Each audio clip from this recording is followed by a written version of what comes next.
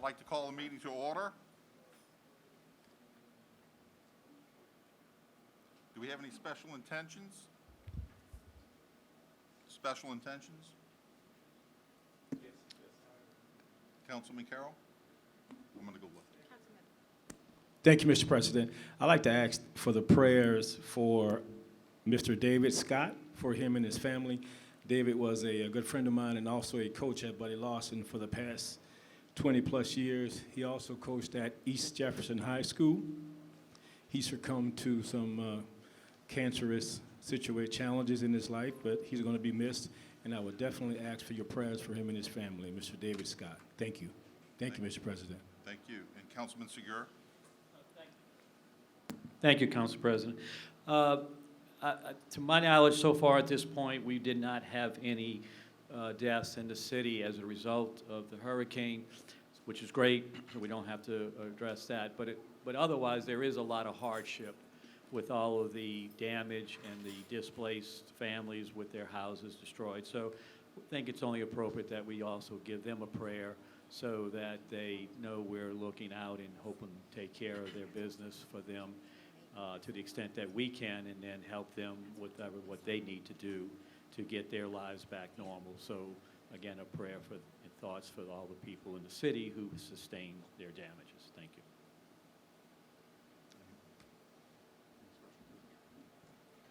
And I have a few. Please pray for the following persons who recently passed on and for their families and their loved ones as well. Dennis Acree, a friend of mine. Nicholas Anastasio, a friend's son. Stephen Pugh, a friend and a former state representative from the Ponchatoula area. Betty Connick, the mother of Pat and Paul and all their brothers. And for all those families and loved ones that suffered loss of life and destruction of property in the wake of the recent hurricanes of Ida and Nicholas. We pray for all these people who are in need of our prayers. Amen. George? Councilman Brown? Yes, I would hope everyone would pray for everyone in our general area. The city of Kenner was hit hard, but when you look a little bit further to the west, there's total devastation. We were fortunate that we didn't have to deal with flooding, but when you look at some of the houses that are under oak trees and people are totally displaced, we really need to pray for those people and make sure that they are remembered and that we can do whatever we can to help them.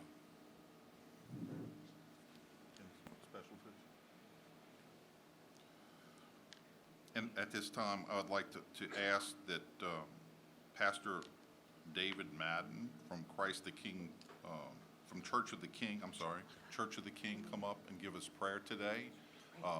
This gentleman has been outstanding, giving many, leading the team to give many meals in this area to all our victims, if you will, of Ida. So if you will, Pastor, at this time, lead us in prayer. Thank you, Councilman Tom. Let's pray. Well, Father God, we come before you today, and we thank you. Your word says this is a day that the Lord has made, and we should rejoice and be glad in it. So we rejoice, God, that we can gather here together, God, and we do lift up all the requests to you, God, all those who are suffering loss from deceased loved ones and friends. We do pray for your comfort in their time of grief. Lord, for those who are still facing challenges from this storm, God, we just pray that you would strengthen them, that you would help them, that you would provide for them. But we also recognize today, God, that we have so much to be thankful for. God, just like Councilman said, to have 0 lives lost in our city, God, we give you thanks. We've lost, many of us like myself, we've lost roofs and we've lost sleep and we've lost fences, but we haven't lost the most precious thing, which is human lives. And we thank you for that, God. And Lord, we do thank you for all of the incredible efforts by every neighbor, every person, every household, every organization, every church or faith-based ministry, by every governmental agency, God, the incredible effort to serve the people of our city and the surrounding areas, God. We thank you for them. We pray you'd bless them, Lord, and that you would help them, God. And you instruct us in your word in Romans 13. You said that the governmental authorities are from you. They're established by you, and that they're servants of God for the good of the citizens. And so we thank you, God, for our leaders, God. We thank you for their efforts, Lord. And you instructed us as citizens to honor them, to be subject to their leadership, so long as it doesn't go outside of the guidelines of Scripture, to pray for them and to give thanks for them. So we do take a moment, and we thank you for our leadership, God, in this city. We thank you for them. We honor them. We bless them. And we pray that you would strengthen them, God. You said if anyone lacks wisdom, in James 1:5, we could ask, and you give it generously. So we pray for your supernatural wisdom for them, God. And Lord, we do just pray that you would continue to help us, to strengthen us, Lord, to bless our city, Lord, and help us work together to continue serving these great people. And we thank you also, God, in conclusion, for your eternal invitation, Jesus, in Matthew 11. You said, come to me all who are weary and burdened, and I'll give you rest. And so we look to you in this time. We work together, but we lean on you. Thank you for your rest and your strength and your help. You are an ever-present help, especially in times of trouble, and we thank you for that. We thank you that we're going to come through this, and we're going to be stronger because of it, and it's because of you and so many who have rolled up their sleeves to serve. Bless our time today.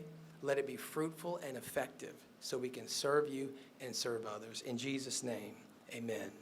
Amen. Thank you, Pastor.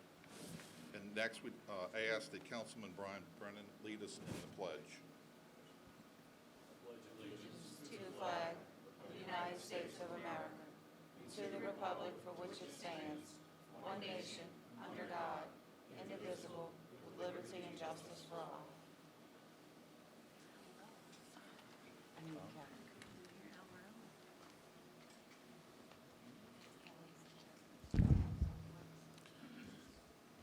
And I have a couple open remarks before we actually get into the agenda. Welcome to the September 17, 2021 Kenner Council meeting.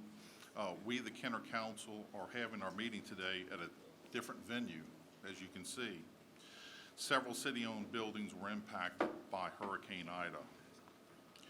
During the upcoming mayor's remarks, we hope to hear from the administration on lots of important updates of how Hurricane Ida impacted the city of Kenner. They may discuss other matters as well. I understand that these comments may take a fair amount of time. We look forward to hearing their important presentations. Afterward, we will progress into our regular scheduled agenda. Madam Clerk?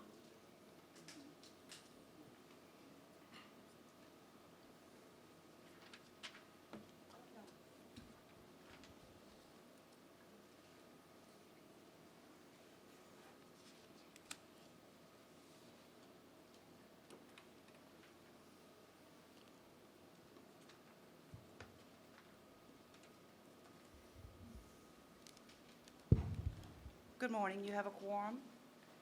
In accordance with Council Resolution Number B14550, please be advised that all cellular telephones and other devices of this nature must be deactivated or silenced throughout the council meeting. Under resolutions, motions, and other items from the floor, Mr. Chairman, I have received a request to add item 12A to the agenda. Item 12A is an emergency ordinance temporarily waiving permit fees if permit was necessitated by damages from Hurricane Ida and otherwise providing with respect thereto citywide. Is there anyone in the audience wishing to object to the council adding this item to the agenda? Please come forward now. Seeing no one, I have a motion by Councilmember Carroll, seconded by Councilmember Wilmot, to amend the agenda to add item 12A. Council members, please vote. Councilman McKinney? Yay. Councilman Wilmot? Yay. Councilman Carroll? Yay. Councilman Segura? Yay. Councilman Hayes? Yes. Councilman Brannigan? Yes. Councilman Brennan. Yes. Motion passes 7-0 to amend the agenda to include item 12A. Under the consent agenda, we have item 1, approval of minutes, the regular council meeting of August 20th, 2021. Item 2 is approval of alcoholic beverage permit applications. Item 2A is a resolution approving the application of Divine Mercy Catholic Church to conduct charitable games of pull tabs and raffle on October 8th, 9th, and 10th, 2021 at 4337 Salentini Parkway in Kenner, Louisiana. Item 3 is approval of bingo and public gathering applications. Item 3A is application number 2242-21, Divine Mercy Catholic Parish, to hold a public gathering on October 8th, 9th, 10th, 2021 from 5 p.m. to 5 on Friday to 5 p.m. on Sunday for the purpose of Divine Mercy Parish Seafood Festival at 4337 Salentini Parkway in Kenner, Louisiana. Item 4 is correspondence, reports from the mayor, CAO, or department heads. Item 4A, at the request of the administration, a report from Mayor Zahn. Ms. Thank you, Boccia. thank you, members of the council. As you may be aware, the mayor is not with us at the moment. He is with Marcia Fudge, the U.S. Secretary of Housing and Urban Development, John Bell Edwards, discussing the needs in the city of Kenner in particular. He will be joining us once he is finished, and we will look forward to an update from him about that meeting today. He apologizes for not being able to be here, but this is something that came up at the last minute and is an opportunity not to be missed. I would like to have a quick update on the status of our computer system before we get into the rest of the report, because much of what we will be reporting, we may not be able to pull up statistics today or reports today, and I want everyone to understand what's going on. For instance, we weren't able to see the agenda today, and I'm sure the public would like to know what's happening with that. So we're going to call upon Adam Campo first, just to go over the status of the computers system. Hi, council members. So the city did suffer a cyber attack. There's not a lot of detail that I can go into about that. It did disrupt all of the city servers, one of which does host the website, and due to the technical difficulties associated with that, the agendas for this meeting were not able to be accessed on that site. We think everything's going to be fine. We're working with some outside entities, and that's about the update.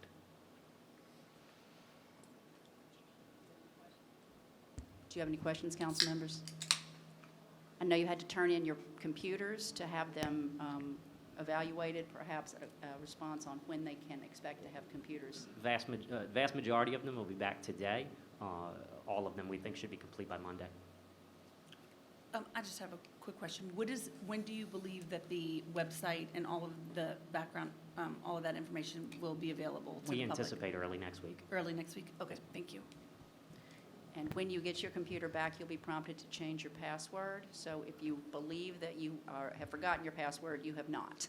You need to go, do you have to click forgot password to change it, or will it prompt you to change it? We'll walk you through that process on location when you or your assistants come to pick up those laptops from us. So. Finished? Are you finished, Councilwoman? You finished? Councilman Carroll. Thank you, Mr. President. Ms. Fauché, I have not submitted my computer, and I'm not sure if Kelly has submitted her computer from the office. Was it picked up automatically from the office? You're going to computer jail, Councilman. I'm sorry to report that. I know. And I'm going to need Mr. Claus and the rest of Mr. them, Claus too. will bail you out. I Yes. don't know. Again. Mr. Campbell, do you know what the status is of those? We have not received it yet, but everything's cut off at this point, so we'll get it from you. Okay, well, I will give mine to Mr. Claus That'll work. sometimes today. That'd be Thank you. great. Thank you. All right, anything else on that? No, okay. All right, if we can move on to our report. Hurricane Ida hit the city of Kenner on August 29, 2021 as a full-force Category 4 storm. Thanks to improvements to the levee protection system and upgrading stormwater drainage, it was mostly a wind event. We all remember August 29, 2005, and the flooding was devastating. However, this wind event was devastating. We sit in a makeshift quarters at a closed mall, not because we want to be here, but because we have to. You have before you a list that the contractor will go over a little bit later, but this is the status of all of the city buildings. We have an engineering report from a structural engineer that buildings A and B are uninhabitable, and building C should only be accessed for utility/service work. I think that means they can go to the servers on the first floor, but we cannot operate out of there. We've explained that to Kevin Santani. We have walled his portion off, but we will at some point be be either need to do some repairs or to move him into an alternate location. Bear with us, please, as we go through the steps, because, you know, it's been we've seen most of you at, we're getting some feedback, Mark. We've seen most of you at council update meetings, and so most of you will probably have heard some of this, and please forgive us going over it. Many in the public here today have not heard any of this, and some of you were at some meetings and some were at others. We will be going in the rough order that it occurred. We're going to start with Doug Dote. Doug Dote is the Director of the Emergency Operations Center, and he was both responsible for the ramp up to the storm, the preparation of the emergency plan, as well as the effectuation of the pods on site. So I would like to, if we could, start with Mr. Dote.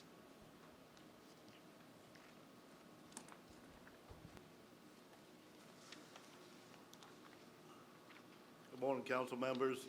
Just want to give you some information on the operations of the Emergency Operations Center. The Emergency Management Department began actively monitoring the development of Ida on Wednesday, August 25th. We shared storm preparedness information with all the city officials and our police and fire departments, and we coordinated with our Kenner media team to push out public information on the approaching storm. That day, Mayor Zahn and the administration and emergency management staff also began participating in daily conference calls with the Jefferson leadership. We had twice-a-day conference calls, and we also conducted daily briefings of the city council members throughout the storm. On Friday, August 27th at 1 p.m., the Emergency Operations Center was activated to a level 1. And our staff enacted the city's emergency operations plan and undertook the storm preparations.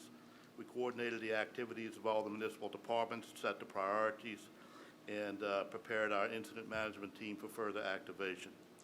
Ida became a hurricane on Friday and moved over western Cuba into the Gulf of Mexico, continuing north and intensifying to a Category 4 hurricane as it approached the Louisiana coast.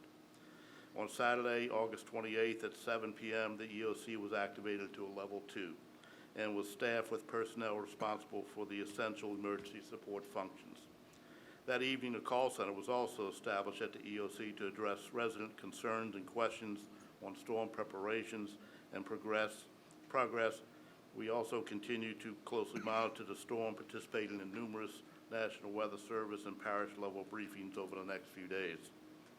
On Saturday, we coordinated with Entergy to activate a pre-planned staging area for its assets at the Pontchartrain Center for rapid deployment of repair crews into the community once the storm had passed. The storm nearly doubled in strength, going from 85 mile an hour to 150 miles an hour in under 24 hours as it approached the coast. On Sunday, August 29th at 11:55, Ida made landfall near Port Fourchon in Lafourche Parish, which is about 60 miles south of our location. It had sustained winds of 150 miles an hour, and gusts are estimated to be about 172 miles an hour.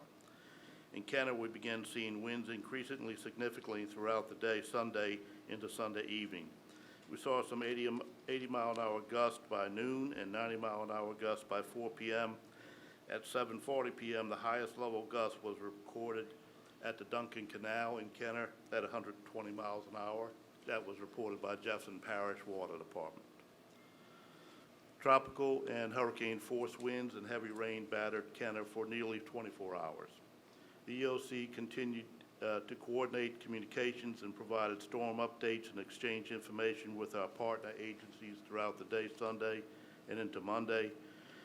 We remain in constant contact with our police department, fire department, local hospitals, parish and state emergency operations centers, and we relayed information on local impacts, which included numerous downed power lines, damaged trees, flying debris, flooded and blocked roadways, damaged structures, and structural fires.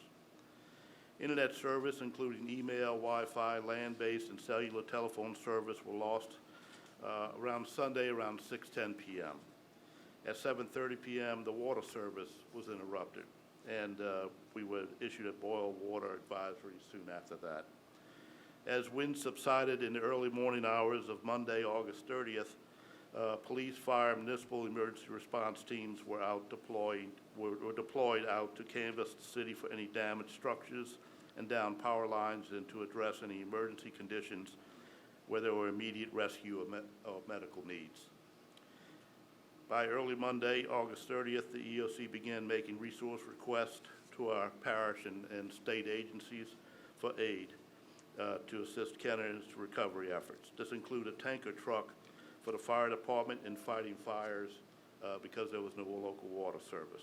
In addition, we requested chainsaws, generators, and other materials to ensure rescue operations, if needed, could be conducted, as well as to address our sanitation needs here locally. Monday, the city also began activation of its pre-placed emergency contracts, including debris collection, debris management, and disaster-related services. The city's FEMA and DEQ-approved emergency debris management plans were enacted. By Monday evening, as scheduled, Entergy began arriving at the Pontchartrain Center with hundreds of vehicles and personnel, and they began their assessments almost immediately in the field. Their initial assessment of the damage here indicated a 21-day restoration time frame.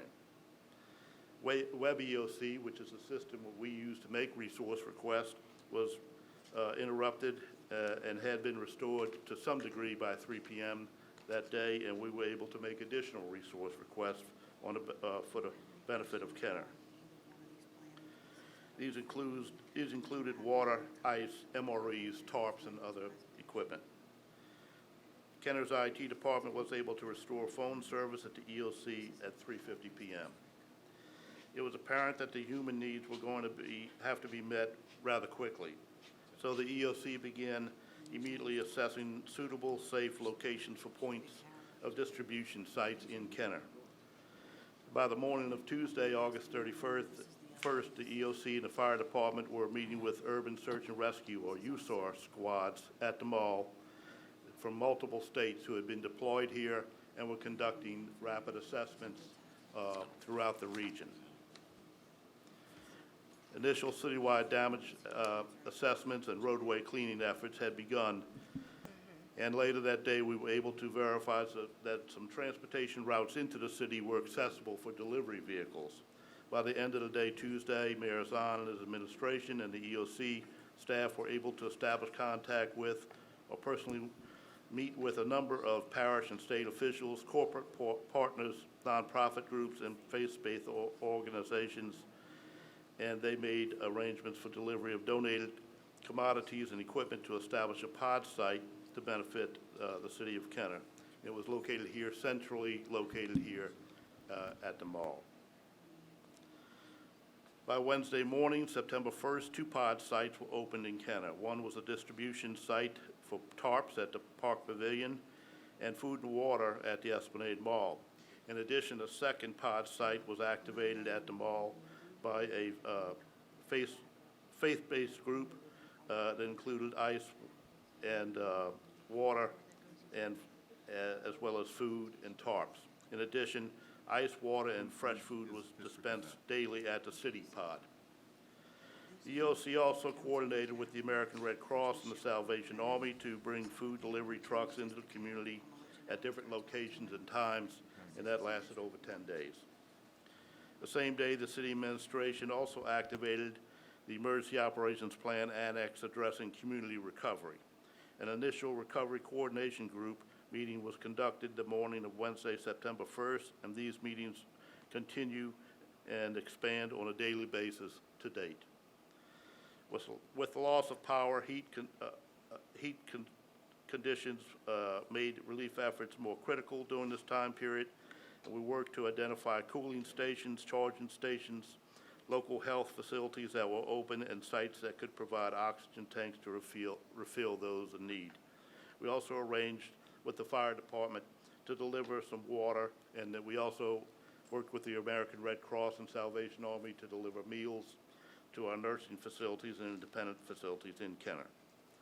On Saturday, September 4th, the EOC was raised to level 3 full activation as additional personnel arrived and provided additional support for emergency relief support functions. The city worked with its partners to develop an expanded joint pod site here at the mall to continue to provide materials to people. At the same time, releasing employees from the city to concentrate on critical infrastructure and recovery coordination. Also on September 4th, the EOC call center hours were expanded from 7 a.m. to 10 p.m., where they currently remain. The call center continues to field numerous calls from residents daily, providing information on recovery efforts, relief programs, shelters, food and supply sites, available medical services, the boil water advisory, electrical restoration, open businesses, and to answer general questions about municipal services. The boil water advisory was lifted on the East Bank on September 7th in the afternoon hours, and the EOC continued to monitor power outages through the 10th of September, when most of the power in our city was restored. The EOC continues to provide updates and information on local conditions and available services and resources to those in need of assistance.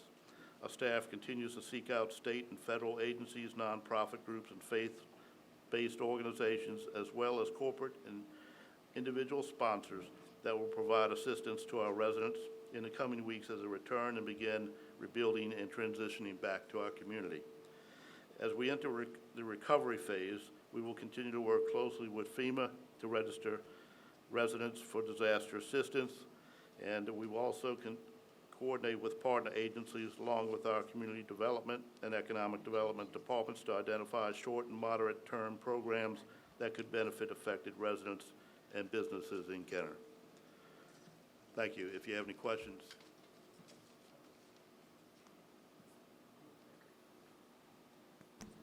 Councilwoman McKinney.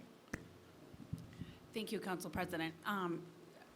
Director Dude, I just want to say thank you for all of the work that you have been doing and coordinating. I know we've been out there at the pod sites, and you've been out there every day, and then from the day before. I know at the previous council meeting I asked you to guarantee that we weren't going to have a hurricane, but clearly you couldn't come through with that. But I thank you for all of your hard work and your response. And I also think that, we couldn't have a better, more prepared response. So I thank you, and thank the administration. I also just want to say that I saw on the website that FEMA is doing door-to-door.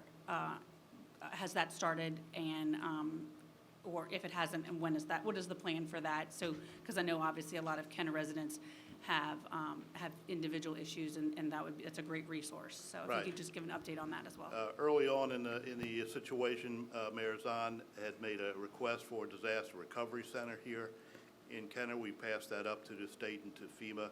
They were unable to provide a physical disaster recovery center, so we then requested the mobile teams to come in. We met with them earlier this week, and they have agreed to place some individuals going door to door in our area. They started that Thursday, I believe it was, when the weather cleared up a little bit. They will be going from 8 o'clock to 5:30ish in the afternoon. Teams will be going door to door. We've identified what we believe to be the heaviest hit areas initially. Then they'll expand from there. Their goal stated to us, was to reach every resident in Kenner and to provide information to assist people on site registering if they haven't already done so, and to check the status if they have already done so. We will be meeting with FEMA representatives on a weekly basis, providing them with perhaps some information on other areas that we've since identified as maybe needing more assistance. And we will be meeting with them next week to assess their activities, to get information from them, and to exchange information on how we can better service the residents of Kenner. And Mr. Dote, I'd like to ditto the same thoughts as far as you being the director of the EOC and heading up what you do.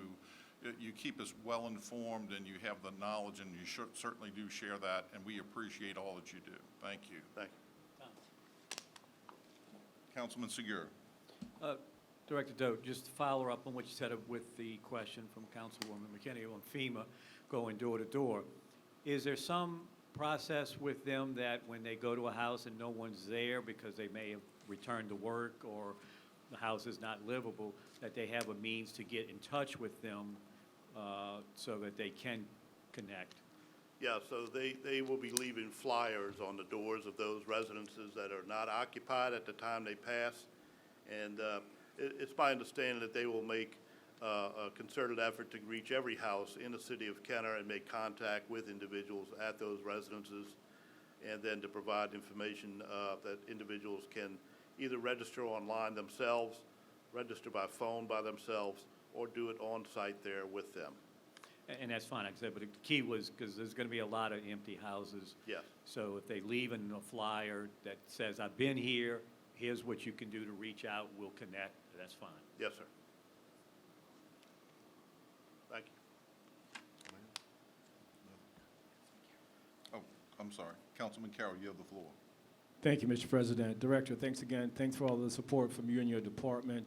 And just to piggyback on some of the questions that have been asked by Councilwoman McKinney and Segura, the information from FEMA that they are going door to door, is there a way for individuals, as Councilman Segura stated, if they're not there, is there a number? Now, this is separate from their own personal registration with FEMA. Is there a number that they could call to request some of the support that they're giving? Does that exist? And in speaking to FEMA, the best way is to make the contact at that 1-800 number that we've been posting on our website for the last week or so. That's the best way for people to make contact with FEMA, and we'll put that up again. We'll make sure that Kenner Media can put that up again. That number is the best way for individuals to get all the information that they need. Individuals coming to your door on site can provide additional details, but the first step that they need to do is get people registered. That's the emphasis of this program, is to get people registered, so then the information does come to them, that additional resources are available to them. That's the most important step.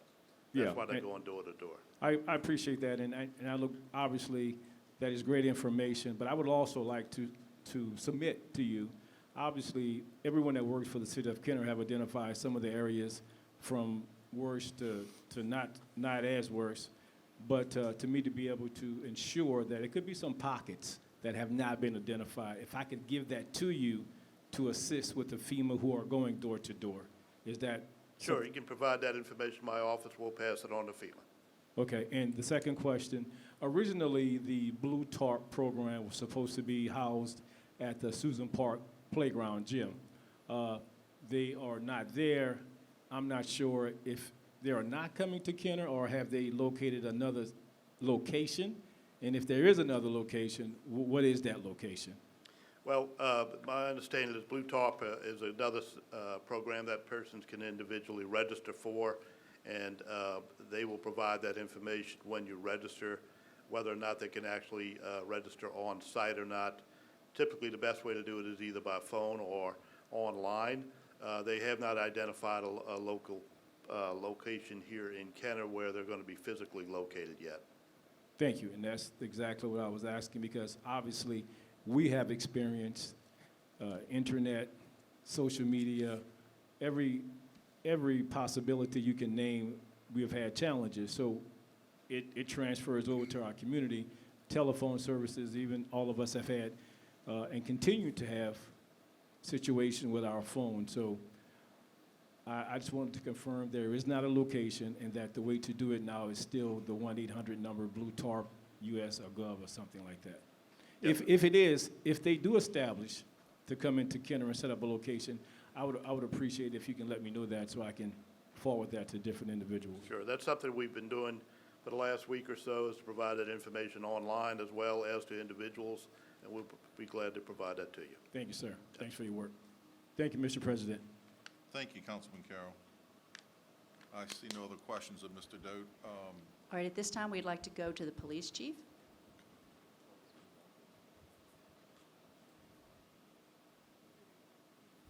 Chief, you have the floor. Thank you. All right, just give a somewhat brief update of what we've been doing the last couple of weeks. Saturday, August 28th at 6 p.m., we established our command post and manned it throughout the duration, which is still up and running as of midnight tonight. All the essential employees were ordered to the complex, and we doubled all patrols overnight due to the fact that we knew there was a large number of residents leaving the city. Sunday morning at 8:23, we lost power at the police complex, as in large parts of the city, and we were running on generator for over a week and a half, which it's 20-something years old, and it actually performed better this storm than it did when it was relatively new during Katrina. So, good maintenance program by the city and their vendors, I believe. At 12:27 p.m. Sunday, we ordered our patrol units stationary in the city to respond for calls because the actual winds were up around 50 miles an hour stationary. And at 1:48, we ordered all but our special response teams back to the complex to respond to calls from our building. At 3:15 p.m., the remainder of the SRT people were brought back to the building and responded to calls of emergency. At 6:34 was the first call we had of a roof collapse. And from 6:34 p.m. to Monday morning at 12:02 a.m., those 6 hours or 5.5 hours, we had about 130 calls for service of roof collapsing. Now, the problem with someone calls and says the roof is collapsing is we take it as it's a structural failure, not just sheetrock falling in, from a water leak. The problem we had is as we were trying to respond in the high winds, we found that we couldn't get far with the telephone poles and trees that were falling in the streets.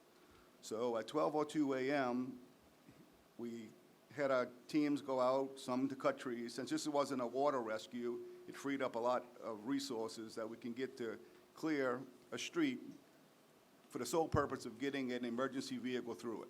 And that was it. Some we could, some with power lines we couldn't. We don't touch any of the power poles. So we were able to run through all of the holding calls of these roof collapse and other emergencies by 6 p.m. that morning. And luckily we found nobody really injured or any deaths associated with any of these collapses. Then Monday morning at 5:38 a.m., we had 2 Louisiana National Guard representatives in our command posts. Their mission was to provide fixed site security to any place we needed in the city of Kenner. They were focusing on pharmacies. At that point, we identified the pharmacies. They left, but as soon as they left, they were sent somewhere else. Their mission changed by the time they came to us and actually left.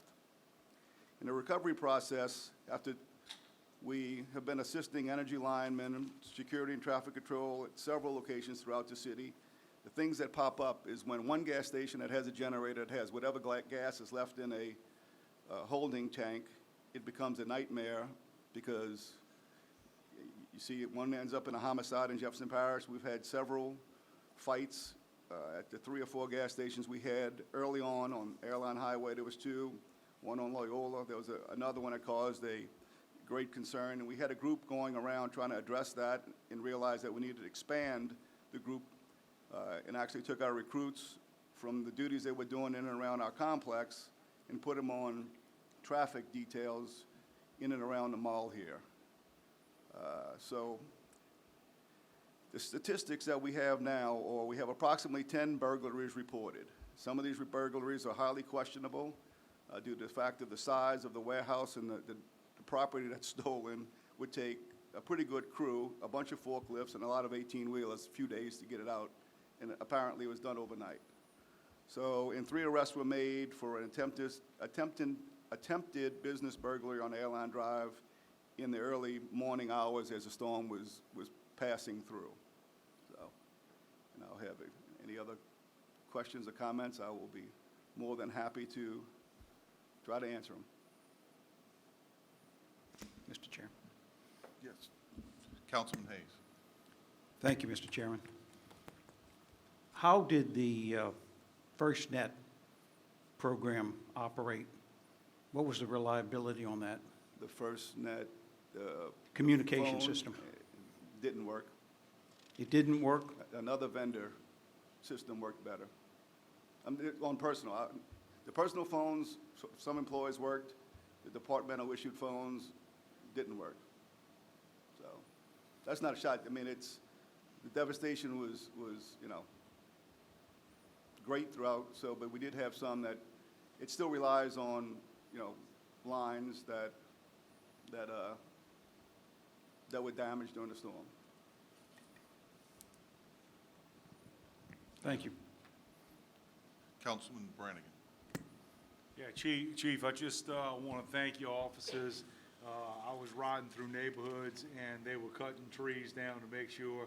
I saw them on Monte Carlo Drive, cutting a path where a tree blocked the whole street. So I just want to thank, they're out there sweating like dogs, too. So just want to thank you for having them out there doing that. Well, that's something that's been done long before I was chief, because you realize that even the city's public works, or they only have a certain number of people, and the trees far outnumber them. And our guys they get out quickly and just, I mean, they can't cut big trees, they cut branches just to get an emergency vehicle through a street, and that's about it. So, you know, being that it was a water event, we had a lot more chainsaws because I did purchase 6 chainsaws late Saturday afternoon, once the storm was pretty much, we knew it was going to come, some impact in Kenner. Well, they cleared out Monte Carlo Drive so that cars could pass. I wish you would have bought bigger chainsaws to clear out Chateau Trianon, because there were 2 trees that fell east and west, and the residents on DeJarden and Trianon were locked back there until our crews were able to get out there. And the city crews were totally stressed to the max. Yeah. And as Mr. Pitfield has a limited number of people, so thanks for putting your officers out there to do that. Thank you, Chief, too, for those efforts. That's excellent. Councilwoman McKinney. Thank you, Council President. Chief, I just want to echo George or Councilman Brannigan and Councilman Wilmot's comments, and thank the police officers who were out there cutting trees. I saw them cutting trees on Chateau Boulevard as well. I really appreciate all of their work. I also was out on the night of August 29th and riding around, and I saw them. They were there in full force in the dark, making sure that, you know, everyone felt safe. And I really appreciate the increase of patrols as well. I think that was a huge concern of the residents, and in terms of, you know, those who evacuated, and then also those who stayed, in terms of personal property and just feeling protected when no street lights were on. It was you know, very dark for at least you know, over a week. So I thank them for that and being on heightened. But I also have a question. What is the status of the police headquarters and the police training center? We got information. I know that CEO Foshi discussed this, but it's under a red, so I just wanted to check, is that habitable police training center? Just if your feedback on that as well. Well, the training center had roof and fence damage, minor roof and fence damage, and I guess a little water intrusion. The main complex has, as you may remember, a few council meetings ago, you just voted on and approved us to get a emergency repair of a new roof that you probably see, and a repair of a new roof coming. But it did sustain some water intrusion on the east side as the wind was blowing, you know, from east to west, and down the stairwell that accesses the roof itself. The door blew open, and a lot of water came down the stairwell. But that roof, we approved that roof replacement already, right? So that'll be. No, that roof was less than 2 weeks old. Oh, so it was already replaced and it had Yes. some issues. Okay, thank you. So the engineers that signed off on it as complete actually went up there, and they had some concerns with one area, but it's not like anything flew off. Okay. It may have had some water, you know, that got under it, that, you know, so that whatever the roof is made out of, wood, something, you know, may have some water, needs to be replaced. Okay, but that building is repairable and is able to be Yes. still used. Okay, thank you. Any other questions? And Councilman Hayes, did I answer you, was that what you wanted, the phone system or Yeah, I think computer everybody should system? understand the reliability of that, since all first responders are connected with that. So it was, that's a major problem if that system goes down as it did. And we had systems in place that Jefferson Parish has their EOC, the city has their EOC, we have a policeman assigned just in case things don't work. And somewhere along this, our link in the city severed, and we relayed information via radio and telephone to the policemen in in the EOCs. So, and that seemed to work well. Because what we normally do on these storms, just to give you a quick background, is we start an email group of all the directors that would need the information of trees down, stoplights down, traffic, everything to handle that stuff. So we normally email it back and forth. Quickly, we realized that the emails weren't going because you can see them just sitting there trying to send. So, and then I guess late that Thursday, they all came, from the city side came through, and ours must have went over, so. But just want to make sure that you were talking about the phone systems and all. But the radio system that was put in place after Katrina worked fabulous. Zero issues with it. Any other questions, comments? Okay, Ms. Foshee, Yes, sir. next. May I, before we go forward, before anyone else misuses the report that you were given, this is a stabilization report. Red is critical priority, the buildings that we sent people for priority. So we prioritize the police department for stabilization. This is not me saying or anyone else saying the building is uninhabitable. The only documentation we have regarding uninhabitable is the report from the Childress Engineering that A and B are uninhabitable and C is for utility purposes only. The report you have in front of you is from the stabilization company. They will be coming up a little bit later. I thought it would be helpful, but I'm sorry I did not clarify. This is not a city report. This is not us identifying the level of damage. It's simply that these are the ones that we needed to be fixed first. We wanted the police department to be back up and running. Fire department, please. Chief, you have the floor, sir.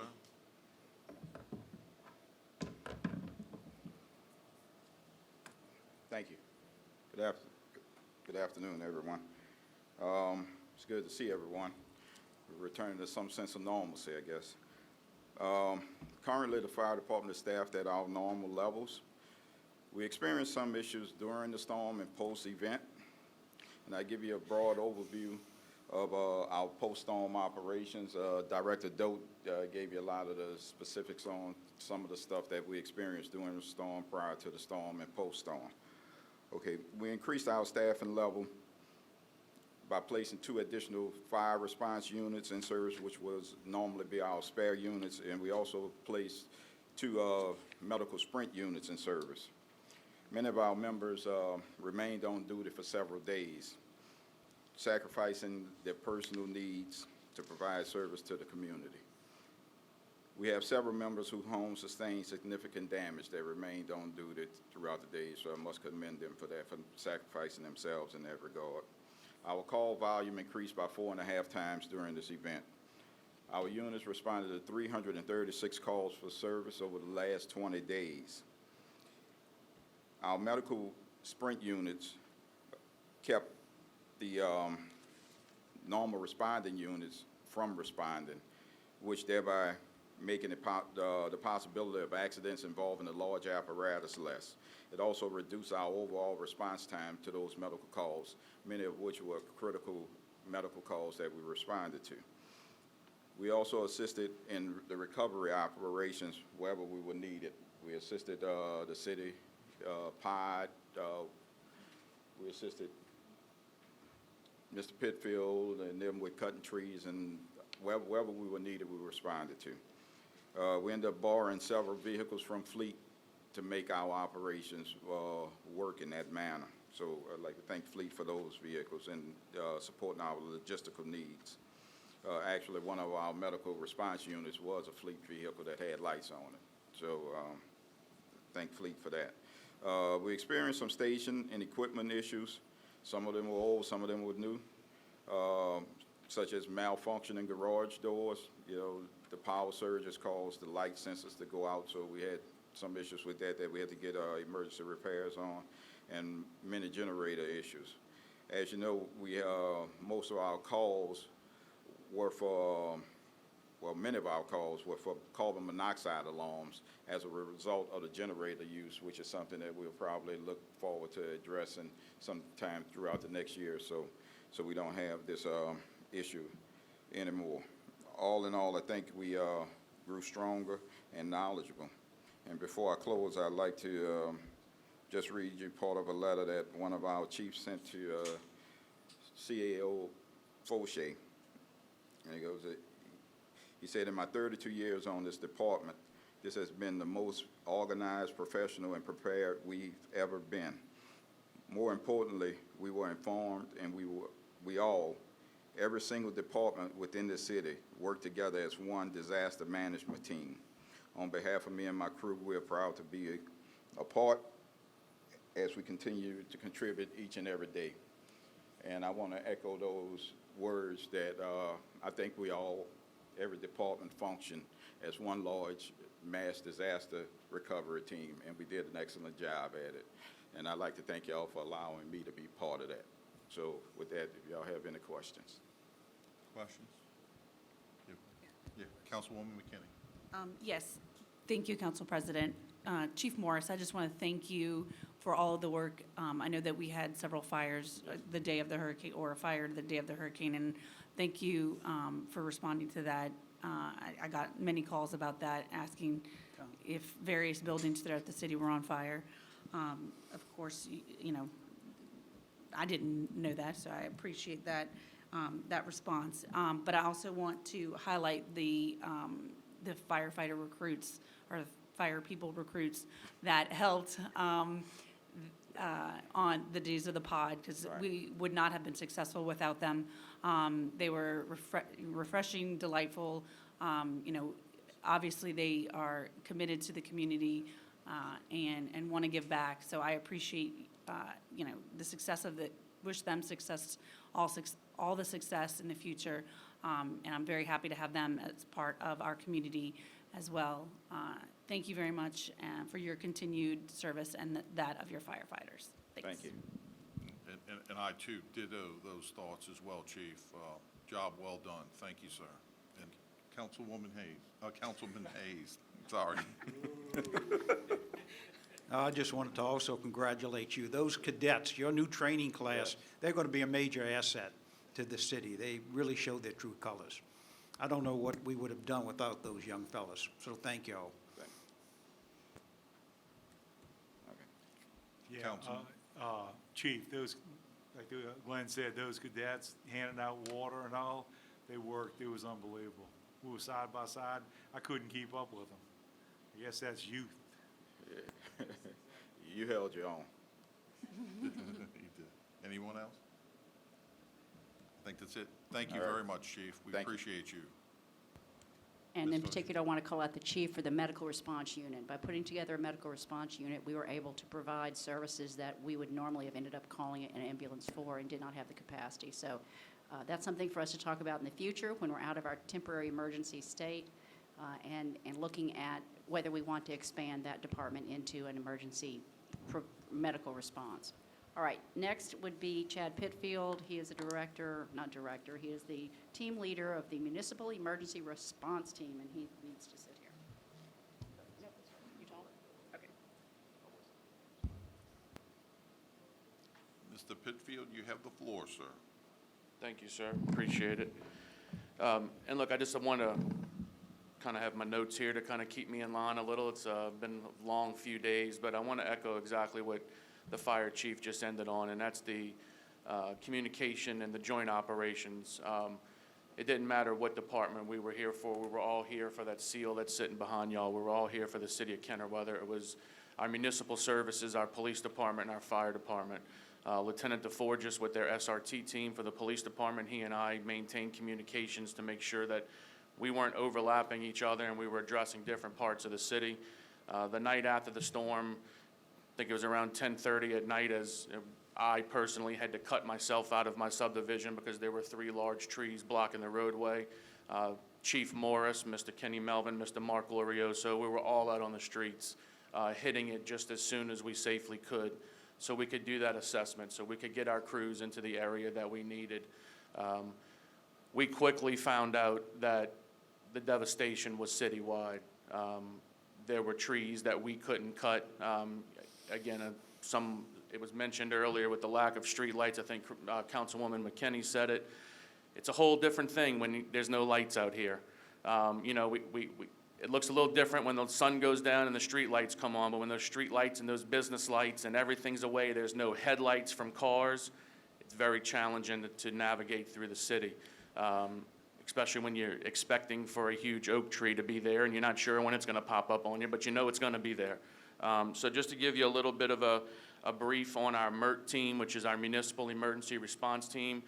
This was formed last year. I got to give the kudos to Director Dote. He and I had spoke about this and the needs to have a specialized team in the city that can address all of the needs, whether it's from down trees, down power lines, drainage issues, wastewater issues.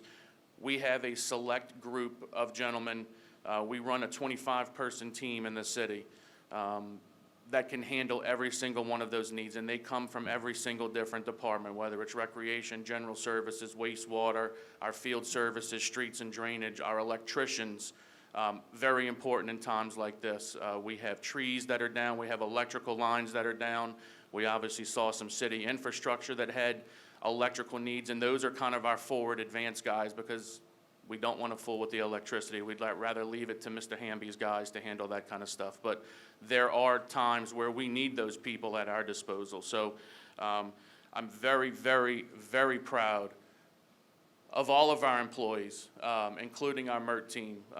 I just had to count just now. They're on day 21 of 14-hour days. So we activated that team on Saturday morning before the storm. They have been going literally sun up to sundown, 5 a.m. to 7 p.m. since then, and there's no stop in sight. These guys have tremendous drive, and they show up every morning, and we don't understand where they get it from, but they are going nonstop. And look, I can't do it alone. Mr. Kenny Melvin and Mr. Mark Glorioso are our two squad leaders. I can't thank them enough for help pushing that as well. I think a lot of the success that we've seen in the city is attributed to all of us communicating and working together, with no doubt at all. I mean, that's the reason why we have the success that we do in our region. So we activated our MERT team on the 28th, Saturday at 5 a.m.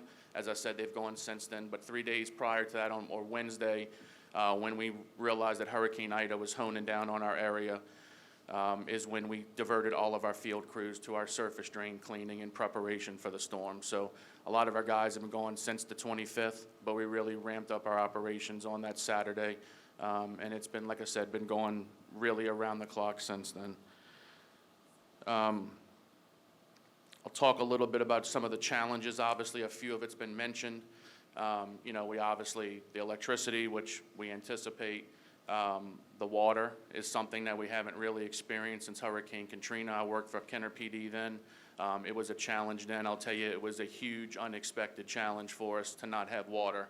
You know, I kind of liken this to, I'll just take this off just for a second. My grandfather always taught me, but when you're done at the end of the day, clean up the area that you're in, because if you show up the next morning to a dirty place, you're not going to be in the mood to get started. The lack of water is sanitation for our guys to adequately have a place to use the restroom. Lack of water is lack of laundry facilities. Look, we had to wear the same clothes for 3 or 4 days, but I'll tell you what, those guys, when we were able to get some services in to give them laundry services, their moods totally changed. Just to be able to put on a fresh pair of pants, a fresh shirt.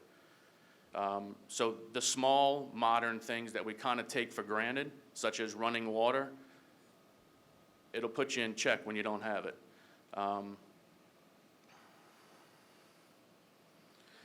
So we pushed through with that. One of the other challenges, you know, the first thing Monday morning as the sun rose and we started clearing the major pathways to the hospital. Emergency services is obviously impacted as well as everything else. We wanted to make sure that that path to the hospital was clear. So we made that our priority. The West Esplanade, the Loyola, the track, we can make sure ambulances and emergency services could get people to the hospital. With that brings other challenges is, we've talked about communication. We did experience a small blip on our municipal radio system, which is not tied into the public safety network that the police and the fire department use. But we did experience a small outage on our side, so that brought an additional challenge. My concern is obviously for the safety of our people that are out there. That's the foremost, thing that I'm worried about, is making sure our guys are safe. Again, as many have mentioned before, a lot of these guys have totally lost their homes as well, and they've put all of their personal needs to the side to make sure they can get for the city. But Chief Morris stood up in a medical response unit. I mean, look, we're talking about guys out there utilizing heavy equipment and chainsaws. There's a very large likelihood that someone could get injured or hurt. So it's my concern, and Chief Morris stepped up with us with some paramedics and some medical staff to be available to us while we were addressing these needs. I mean, again, something that we don't normally think about, but if I have a guy that gets hit with a chainsaw, we have a serious problem on our hands. So Chief Morris stepped up with his guys as well, with the fire department, to assist us with those medical needs. But then moving forward, our, debris. That was obviously one of our biggest issues, the debris. I'll call up Mr. Torres first with IV Waste. Mr. Torres and I speak daily, sometimes 4, 5, 6 times a day. Pre-storm, during storm, post-storm. We're always trying to figure out what we need to tweak, what we need to do to make sure that the city's garbage services are needed. I know he has spoken to us in smaller groups previously going forward. He stays up more during the day than I think I do, trying to figure out how we're going to make this happen, and he always comes through. I think as we've seen now, as some news and, we're hearing from other people, our services here as far as garbage are second to none to what's going on with other impacted areas. I know we have some people that are upset that there's some bags and stuff that are still down and they're only taking the 1 can, but Mr. Torres is going to explain where we've been, what we're doing, and what's the future going on right now. But I am very impressed with the services that his company has provided to cleaning up our city. We obviously still have a long way to go, but I think as long as we have this partnership, it's absolutely going to happen. So I'll call up Mr. Torres, let him give a little info on our garbage service in the city.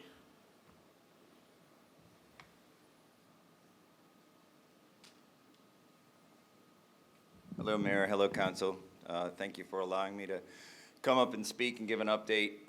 It's been since the last time we met a couple of weeks ago. It seems like a couple of weeks ago. I think it was a week or right after the storm.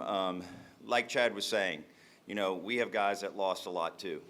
They came back. If they didn't lose a lot, they didn't have power. They couldn't wash their clothes.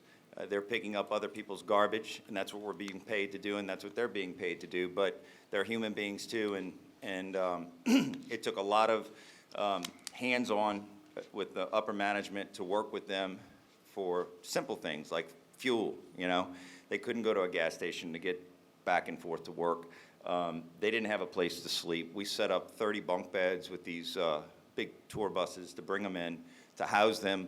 And I had to bring in, probably in the last 2 weeks, I've handed out about $40,000 in cash, 50 here, 100 there, just to get them money because there's no ATM, so they could drive to Baton Rouge and go see their family. And we would give them gas. We would give them generators. I bought over 24 generators, and I would give them out to the drivers, and I'd give them a window unit with a generator with an extension cord and 2 5-gallon gas cans so they could take home and fuel their car, or put the generator at the house and fuel the generator. I'm telling you this because I want y'all to know the challenges that we went through to get back on the street Thursday. We would have been back on the street Wednesday if the landfill was open, but we had to wait till Thursday until the landfill was open because the landfill had some damages. And the times had changed, so it had restricted us a little bit. I just want to give you an example of how difficult it is and why we made the decisions to go to the 95-gallon carts and not the bags. When we first got out there, our guys, they love Kenner. A lot of them live in Kenner, and they want to keep it clean. They're very proud to keep it clean. And what they were doing when they hit the route, they were grabbing the bags and the cans and everything, and the truck would pack out not even halfway down the street. And so we made a decision after talking with Chad and the mayor and deciding that the best thing to do, and I think I spoke with you guys, we did speak at the last council meeting, that we were just going to do the cans. Because in order for everyone to be touched, we had to make sure that we only did the cans and picked up the cans. So as of this week, I've worked out a deal with my guys, when they finish their regular garbage route and they pick up the 95 gallons, that we call it an operation bag pickup. And I'm double paying them, so they get a day rate, and when they finish their regular garbage route, they're going back out on the route and picking up bags. And it's, you know, we're learning as we're going through it. Like in some areas, they would pick up a big mound of bags, and I said, why don't we save the mound of bags and go to the homes that have maybe 10 bags or 20 bags, you know, and we'll come back to those, and we're making notes and going through it. I guess I want y'all to know this because it's gonna take time to get all those bags cleaned up. I've rented additional boom trucks, like you see with the claws on them, and I'm gonna talk with the administration, and I guess they'll talk with the council as, you know, areas that y'all want us to focus on more than others, main thoroughfares. But right now, we're just trying to help the guys on the back of the truck and the guys in the truck, so that way they don't get burnt out, that they can continue to pick up the cans. And I can say this for a fact, that we have serviced every home, and we continue to service every home with the cans to make sure every day, every can gets picked up. And we're back at the main corporate office. We have a dispatch room with all the trucks on a screen. I showed you all this when we originally bid on this contract. And you can see, we're watching which streets they go down, which streets they back down, because we call it a hit truck, right? So if we have 8 trucks on a route and there's 8 routes and a truck runs short, we're running a 9th truck right now to come help out so they don't have to go to the landfill twice and they can stay on route. And so we're trying to do everything. It's changing daily, but what's not changing daily is that the cans are getting serviced. Let's go to the transfers, the drop site. The drop site is something that we built, we set up when we originally won this contract with 30-yard dumpsters. We've seen a lot of traffic coming in and out of there with people bringing in their bags, helping out, bringing the bags to help out some of the guys in the back of the truck. Council member, you were in there a few times bringing your own bags and some of your neighbors. And I've seen some of y'all bringing bags in. That really helps out on the guys. I'm not telling you to do it because we're going to continue to pick up the bags and go around and service every home. But it is going to take a little time. We're going to continue to pick away at the bags, but I'm asking the residents to have patience and work with us to understand that it's going to take a little bit. The other thing I ask the residents to do as well is to make sure when you put your bags out, separate them. Don't put them in a tree pile. If you put them in a tree pile, the FEMA contractor that you guys have hired is picking the tree pile up, chipping it down, and you guys are getting reimbursed for that. So if you guys can, if the residents can try to keep it separate, if you have a bag pile, keep it off to the side separate from the tree pile. So when we come through, we can pick at that. But overall, I want to tell you, and just as I sat down here just now, I was getting texts and people calling me from New Orleans, Jefferson Parish, St. Charles Parish, asking, how can you do it and we can't? Why are you guys picking up and you can pick up every home and we can't? And the answer is very simple. You know, my management team is hands-on. I'm hands-on. You know, you have to go the extra mile under these conditions to listen to their concerns, their issues with their families, helping them financially, paying them extra, whatever it takes. And that's the difference. I mean, we really spend a lot of time with our teammates, and we work with them to make sure that they can get the job done. And we're not going to stop until all of it is cleaned up. So I just want you guys to know that and understand every day we're working hard to get Kenner clean. Thank you. And if you can just stay there one moment, Councilman, if you have a question. I don't have a question, I have a statement. One of the best things this council really did is do business with your company, and I want to thank you. There are very few owners that'll jump in the truck and drive the truck themselves. You're an entrepreneur, it has shown. Thank you. Thank you, Councilman. Councilman Brannigan. I just want to tell you, Sidney, that the guy, David, at the dump is incredible, and when you use that dump, he's out there and he makes sure it runs smooth. So I just want to give him some kudos. Thank you. I'll let him know. And I want to mention too, I know, and you mentioned the word hands-on. You're definitely hands-on, and thank you very much for all that you've done for the city of Kenner. Thank you, guys. Councilman Segur. Thank you, Council President. Sydney, I know you've done a fabulous job for us. Your crew's just top of notch.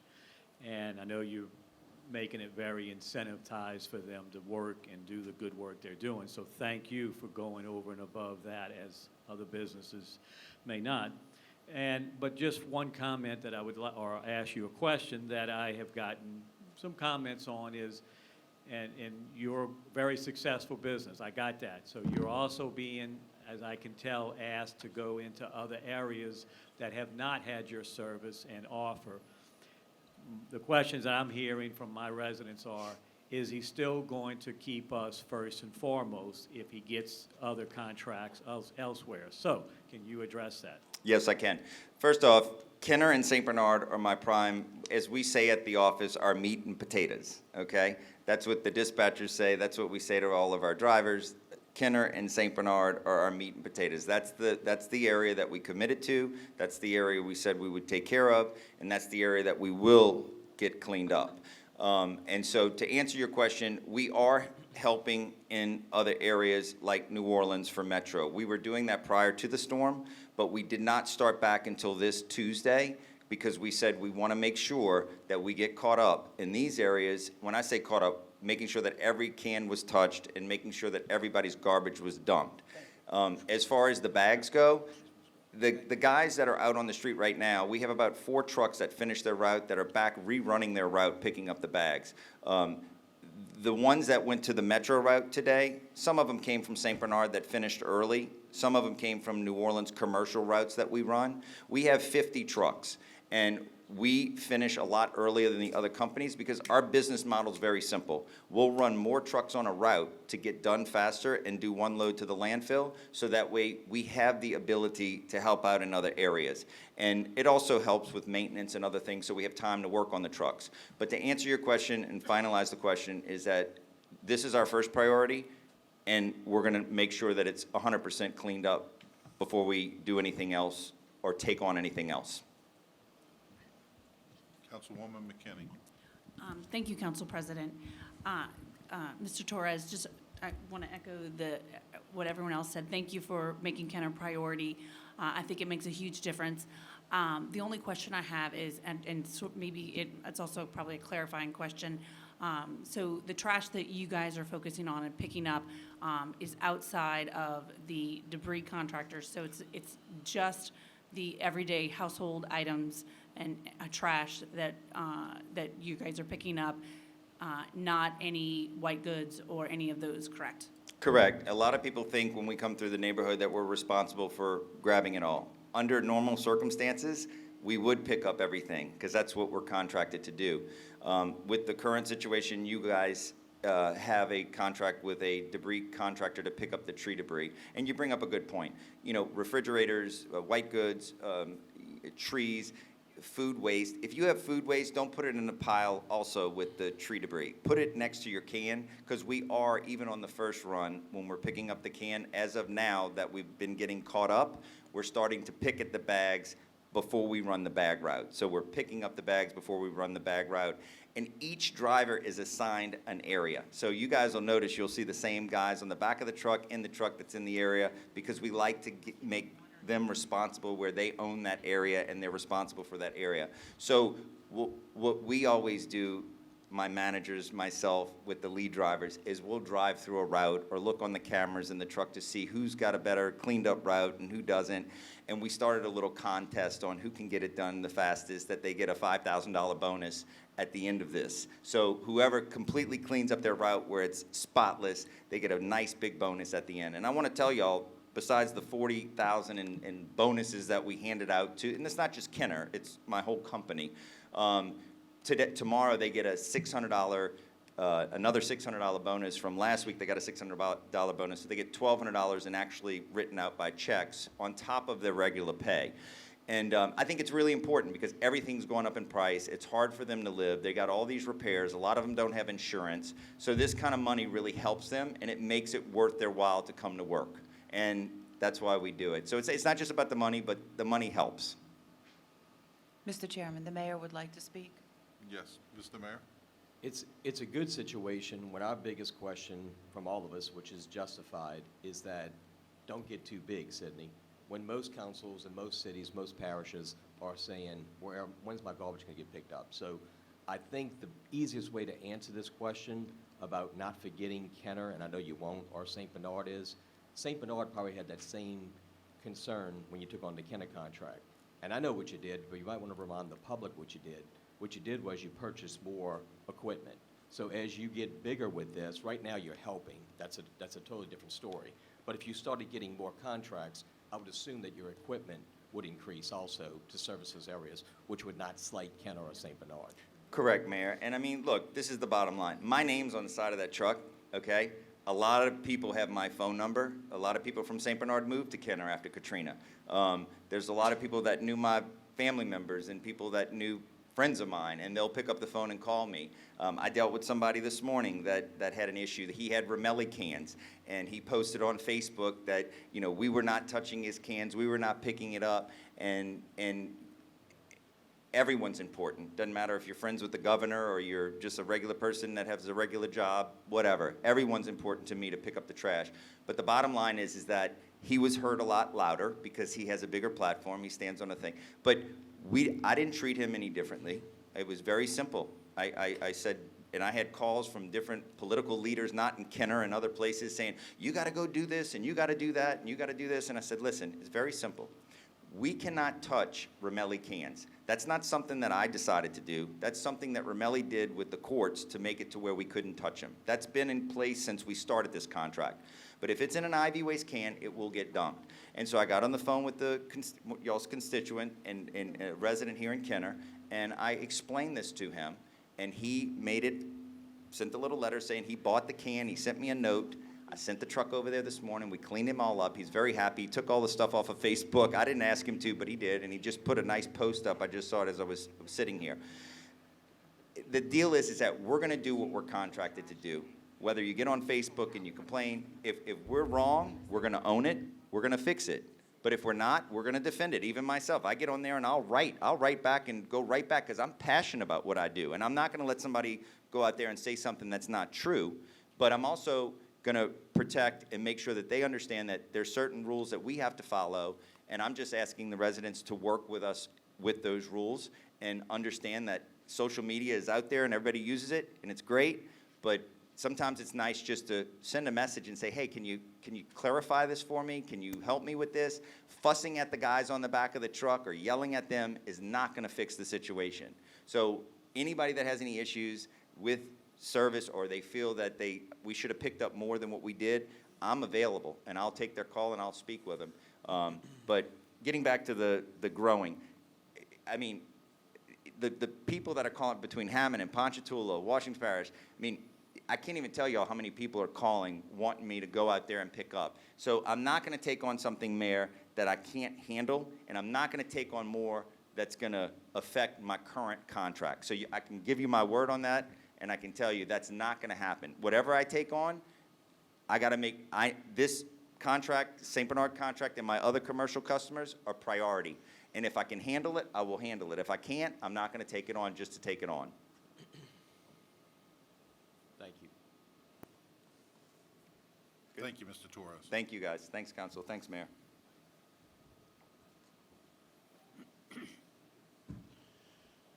Look, Mr. Torres and I have a saying right outside my office, and you know, a lot of people saying, how can he do it and other people can't? We actually laugh at it sitting outside, and it says in order to be the 1%, you have to do what the 99% is not willing to do. And so we definitely sharing that with him as well. So thank you, Sydney, for what you're doing. So that's the garbage side. Talking about the debris side, this is your tree limbs, this is your construction and demolition debris, all those shingles. Look, there's shingles from wherever you can imagine. There's more shingles than grass in the city right now laying on the ground. This is also your white goods that was brought up. So we did put out some literature asking people to keep those separate because those are different groups that are going around. As Mr. Dote did say earlier, once we realized the devastation with the amount of debris that we had down, we immediately activated our pre-approved LDEQ debris management sites. Currently, the one that we're using primarily is behind the Pontchartrain Center in that big open field that was used for RVs after Katrina. If you haven't passed through there behind the off-track bedding, look, if you're going to take a peek quick, because those trucks are rolling in. We don't want to stop those trucks from rolling, but it is a very impressive operation that is going on there.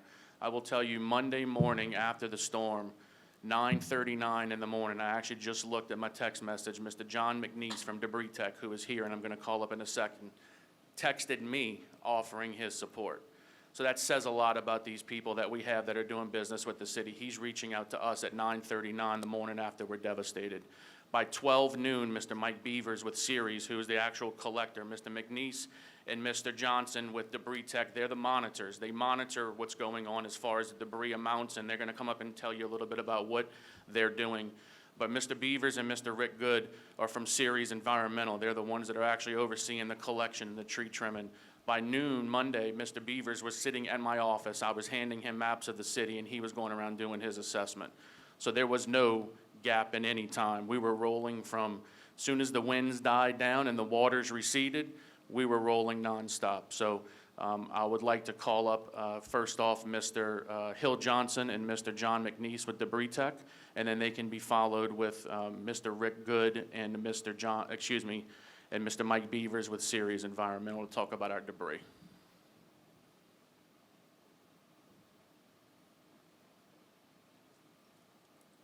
Thank you, Chad. Council, thank you for having us. First of all, hats off to the mayor and his team, along with Chad and his team. This kind of disaster takes a lot of orchestrating. It takes a lot of moving parts. A lot of things have to come together just to get in a position to be able to haul debris and provide your documentation. And they did a phenomenal job of that. We've been a part of a lot of disasters, and I can't remember one. Sorry. I can't remember one that's been more organized than what you guys have been able to do, and that's nice. Starting with, I think something that contributed to this was having pre-positioned contracts in place prior to the events. That enabled us, as a monitoring firm, enabled Ceres Environmental to immediately come in and not have to wait for any kind of procurement process, and we could immediately have boots on the ground and go into work. We were contacted by Chad, or I contacted Chad the day of the event, and by that afternoon, we had boots on the ground ready to work. We were immediately working with Ceres Environmental, doing damage assessments, and just putting together a management team to come in here and get the project going. On September the 2nd, Ceres brought bucket trucks in, started the removal process of trees. Anything that was affecting your right-of-way that was a safety hazard or met FEMA eligibility, they started cutting all your hazardous limbs along with hazardous trees. One day later, the hauling trucks came in and the debris removal process started. We have removed over 50,000 cubic yards of debris throughout the city. We have removed 3,083 hanging limbs that we deem to be hazardous, and we've removed really big trees. We've removed 83 large trees that were hazardous or safety threats and affecting your right-of-way currently. We feel like we're providing excellent documentation for you guys. End of the day, reimbursement's our number one goal, along with getting your city cleaned up. So we feel like we're providing you a service that's going to get all your money back. So, any questions? Councilwoman. Thank you, Council President. Thank you for having the boots on the ground immediately the day after. I know the citizens of Kenner and the administration, the City Council really appreciate that. Not being able to get out of your homes, not being able to get around and seeing what the damage is adds to that. To the stress of what's going on. So I appreciate that. I guess my main question is, and obviously it's an estimate, I appreciate you started picking up things on September 2nd. What is the estimated date of completion for vegetative for those pickups? And that's something that, when is my when are all my trees going to be picked up? So just, what is your goal date? Obviously, it's not anything that we can hold you to because of the magnitude, but I'm just curious. Well, that's, as long as you're not holding us to it, that's the key. I knew that would probably be the first question asked, and that's a really tough question to answer, with an event this big, because you have so many homeowners that are just now getting back to their homes. There's a lot of that C&D and a lot of material that are coming out, as quick as they pick the debris up. It's replaced with another pile, so that's a hard, time frame's really difficult. We feel like, there's 200,000 cubic yards plus out there on your streets. At the rate, that they're going now, we feel like 60 days, would be a starting point. Hopefully, it could be done sooner than that, but it could take longer than that. And I know I'm not dodging that question, but it's not easy to answer that. No, I appreciate that, and I mean, I think people just want to have an idea of it.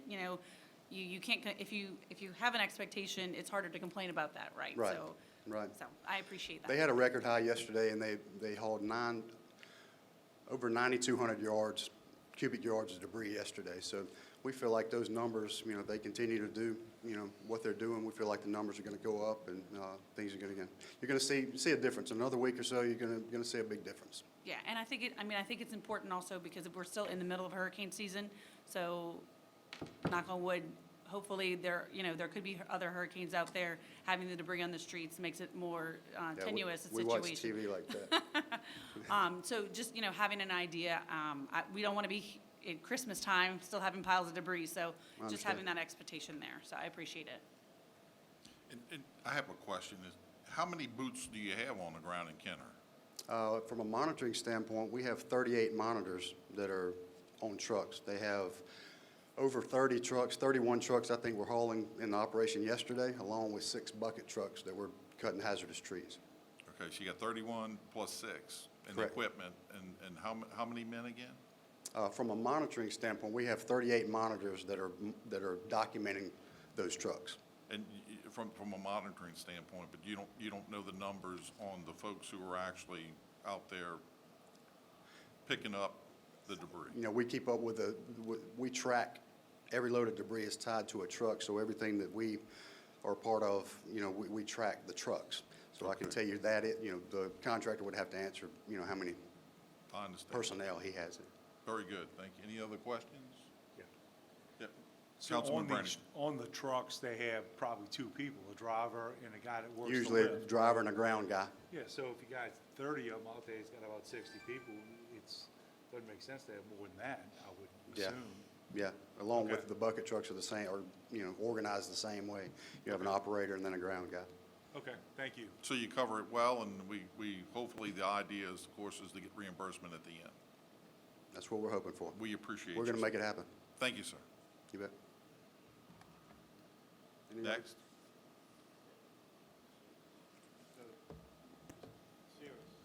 Yeah, it's Chad. Chad's got series Okay. coming up next.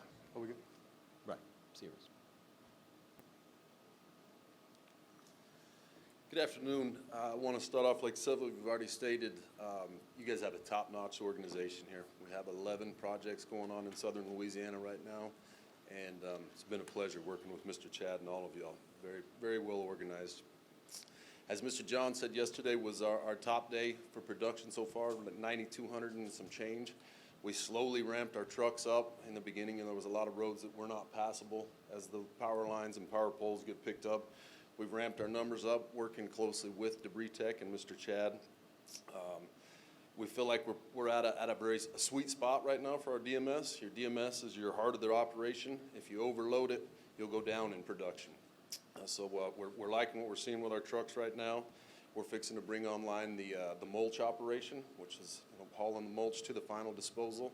So that'll add a few more units into the mix there. We're going to bring that up slow as well, so we, as I already said, we don't choke things up. But everything's going real well. We appreciate all of Mr. Chad's help, and outside of that, barring any questions, that's all I have to cover. Councilman Segur. Thank you, Council President. General question for across the city with the crews you have is a rhyme and reason of what areas are getting picked up when, and When they go through, are they cleaning it all or just picking parts of the vegetation and then plan on coming back later? So right now, we're working strictly on vegetation. As we go through, they're instructed to pick up all veg. They should be getting all veg that's there. We haven't switched to C&D. Something that we are noticing, we were discussing with Debris Tech this morning, our what we call our second pass. We try to make a first pass through all areas, then to kind of organize, give people time, and do a second pass. But our second pass is going to be large here as well, because we're seeing a lot of areas where we'll go and clear the entire neighborhood, and you come back the next day, and it doesn't look like we've been there. They've taken all the stuff from the backyard now and filled, which is common. But Well, you're implying that you have made a first pass? oh no, we're in the middle You're of still first in pass. first Yes, pass. sir. No, we have Okay. not by no Just want to make means sure, have we- because correct. when I get calls, it's, hey, I see a truck, but they're in the next block, but then they disappear and they don't come to my block. So that's where I'm trying to, We have the city set up into zones, and we assign certain trucks to those zones, and we try to, take the roads up one side and back down the other. There are certain times we come to areas where there's maybe low-lying lines or something where the bigger trucks can't get in, and so we'll have to pull those trucks out, bring some smaller ones in. But for the most part, we try our best to keep everything, very methodical. so just following up, like the goal question is, when do you think, hypothetically, is it a 60-day for a first pass that you'll complete and then start doing seconds? Oh, no, sir. We would, I would like to think in the next couple weeks, we would have substantial completion of first pass. Again, there's so much more debris coming out, it's, like Mr. John said, please don't hold me to that, but that's kind of where we're thinking and the way things are looking as far as our estimated 200,000 cubic yards, and if we can hold that number of 92 or roughly 9 to 10,000 yards a day, the next 10 days to 2 weeks, you should see a huge improvement in the city. And that's fine, like I said, because I appreciate, the large amount of debris you're picking up, but it's just that some areas have not seen any pickup versus some that has, and that's okay, because you can't put a blanket on every street. But the time to get those first passes done before starting a second is Sure. important. Thank you. Roughly, how many boots and trucks do you have in Kenner? As Mr. Johnson, I believe, closed of business yesterday was 31 trucks. Now, many of those have trailers. I believe we had 48 placard units. Most of our crews consist of 2 to 3 people. Your big trucks will have a ground man for sure. A lot of times if we have, the groups of trucks in the neighborhood, they'll have a skid steer going around compiling so that when the trucks come, they're not making multiple stops, additional groundsmen, for flagging in certain areas and what have you. But generally speaking, 2 to 3 people per crew. And how many crews do you have? Let's say 31 and 6, 37. Very good. Okay. Any other questions? No? If I could just follow up on Tom, you Sure. say you have, what you call it, a skidder or something that pushes stuff to Skid get? steers, yes, sir. Is that like Bobcats? Correct, yes, sir. Bobcat with a debris grapple. And that's what I want to make sure, because I have gotten some of that comments from phone call from citizens that say that person was stuck packing or piling up stuff, but then the truck never came to that spot and picked it up. So I just making sure that y'all finished the first pass, and Yes, sir. thank you. Thank you for all your help. Thank you.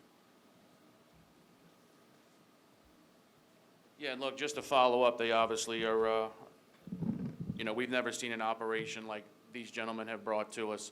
It's GIS-based. I can actually see on a live map in my office where those loads are coming from, and I can assure you that every part of the city has been touched. Now, we're doing some refining in some of those neighborhoods, but every single section of the city has been touched either by a tree trimming crew, a collection crew, but the map is very impressive, and it's what they're providing us for later presentation to FEMA with Ms. Herring is very impressive.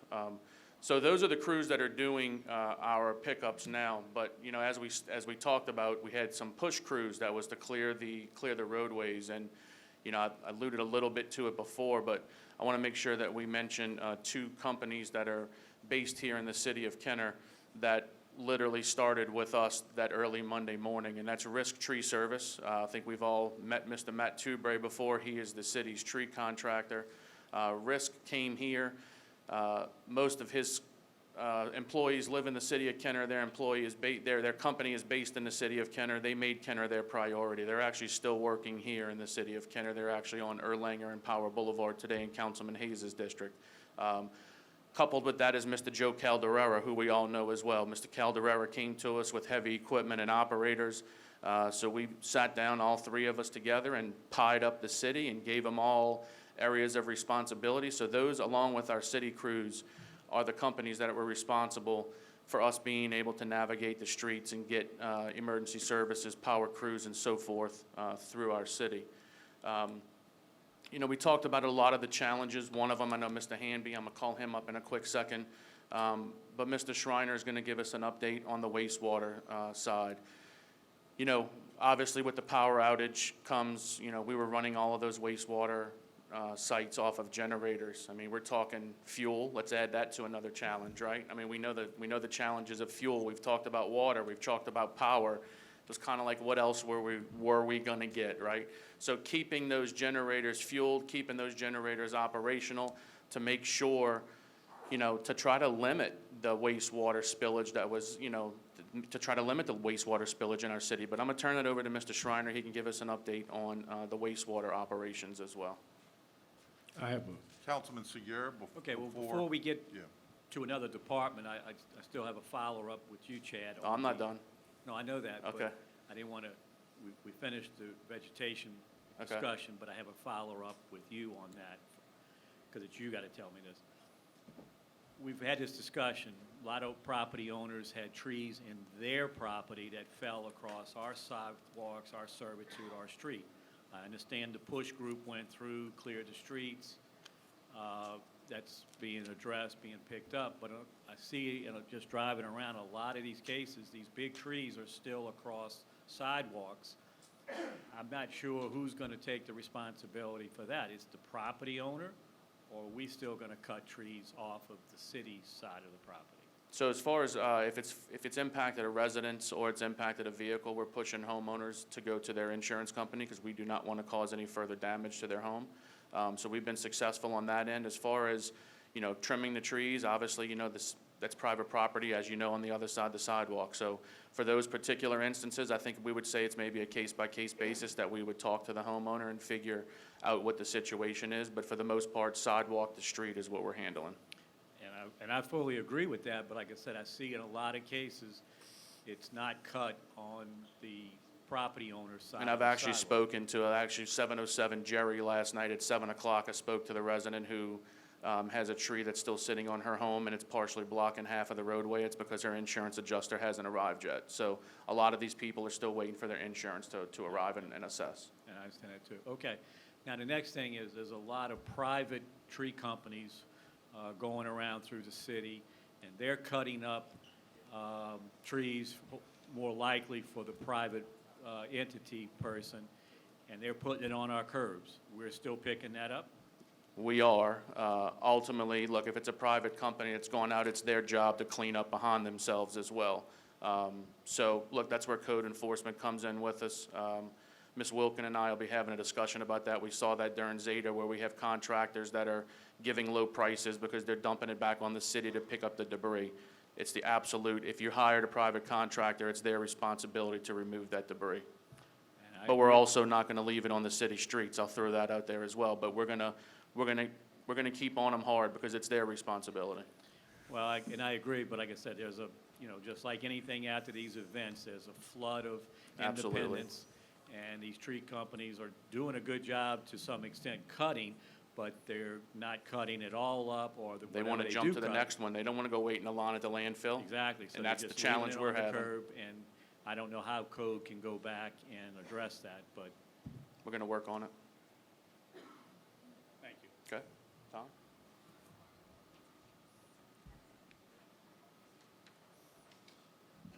As many of y'all know, the wastewater department is responsible for collecting the wastewater and getting it to the plant. During a storm, that doesn't change. They have to go out there, and as these power outages occur, they gotta bring generators out there. Some of the generators are pre-positioned, and we rely on those generators to provide power to the stations.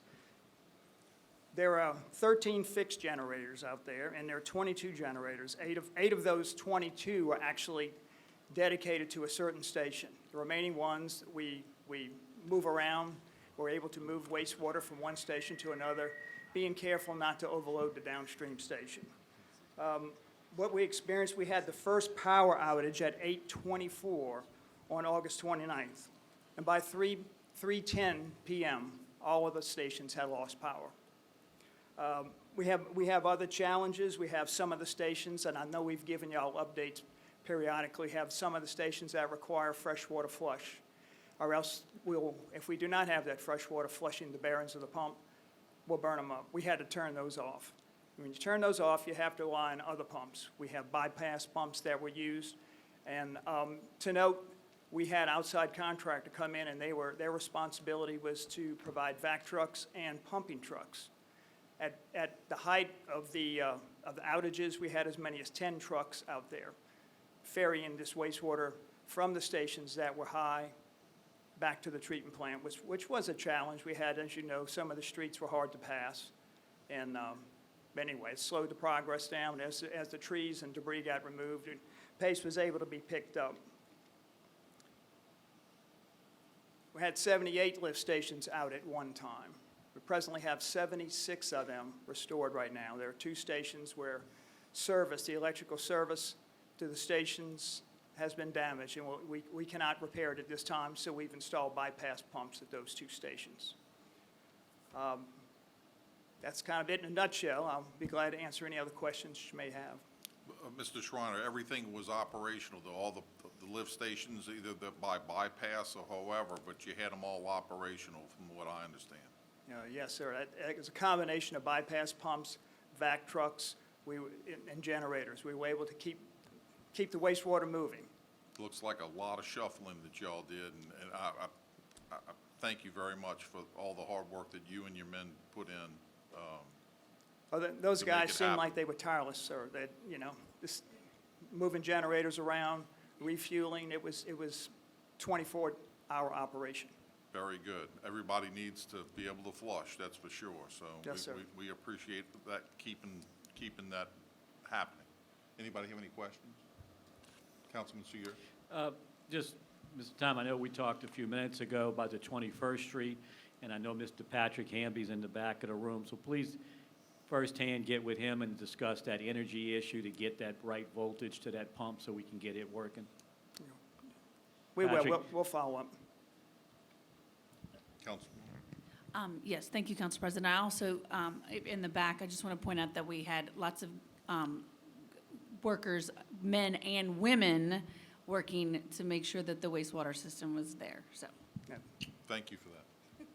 Anybody else? Thank you. I believe Joanne yelled out women from the back row. We heard her. We heard you.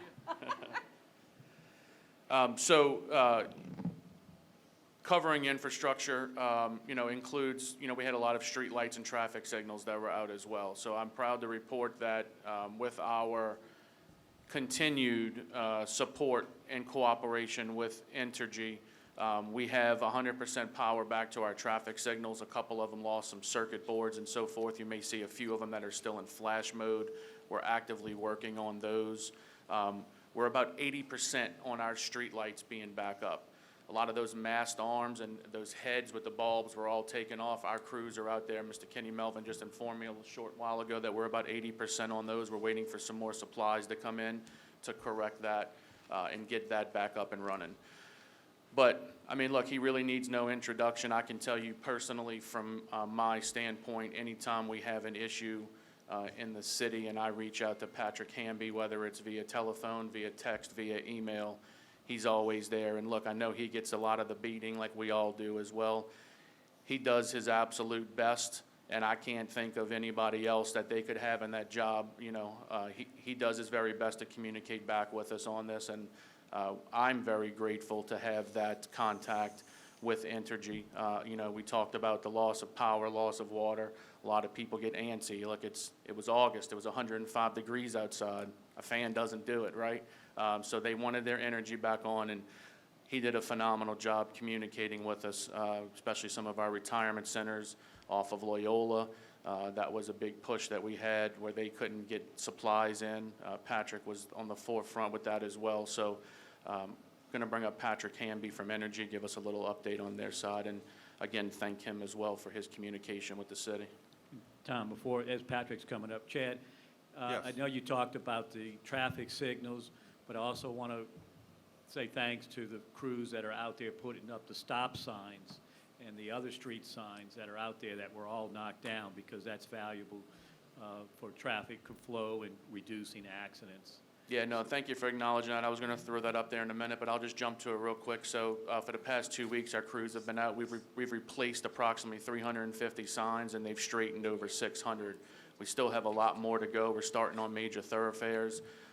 Again, the traffic control signals, the stop signs, the yield signs were our priority to start. But then we're going to get to the street signs. We have a push crew that goes through that marks down signs that are either leaning or missing.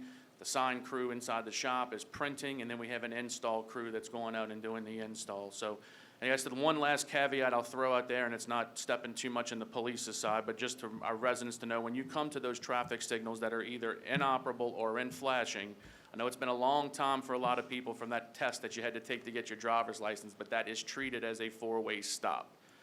We see that all the time, that people just blow through the traffic intersections because it's not a steady light. Just as a reminder, that is a four-way stop if it's an inoperable traffic signal. But enough of my soapbox on that. But Mr. Patrick. He's on the other side.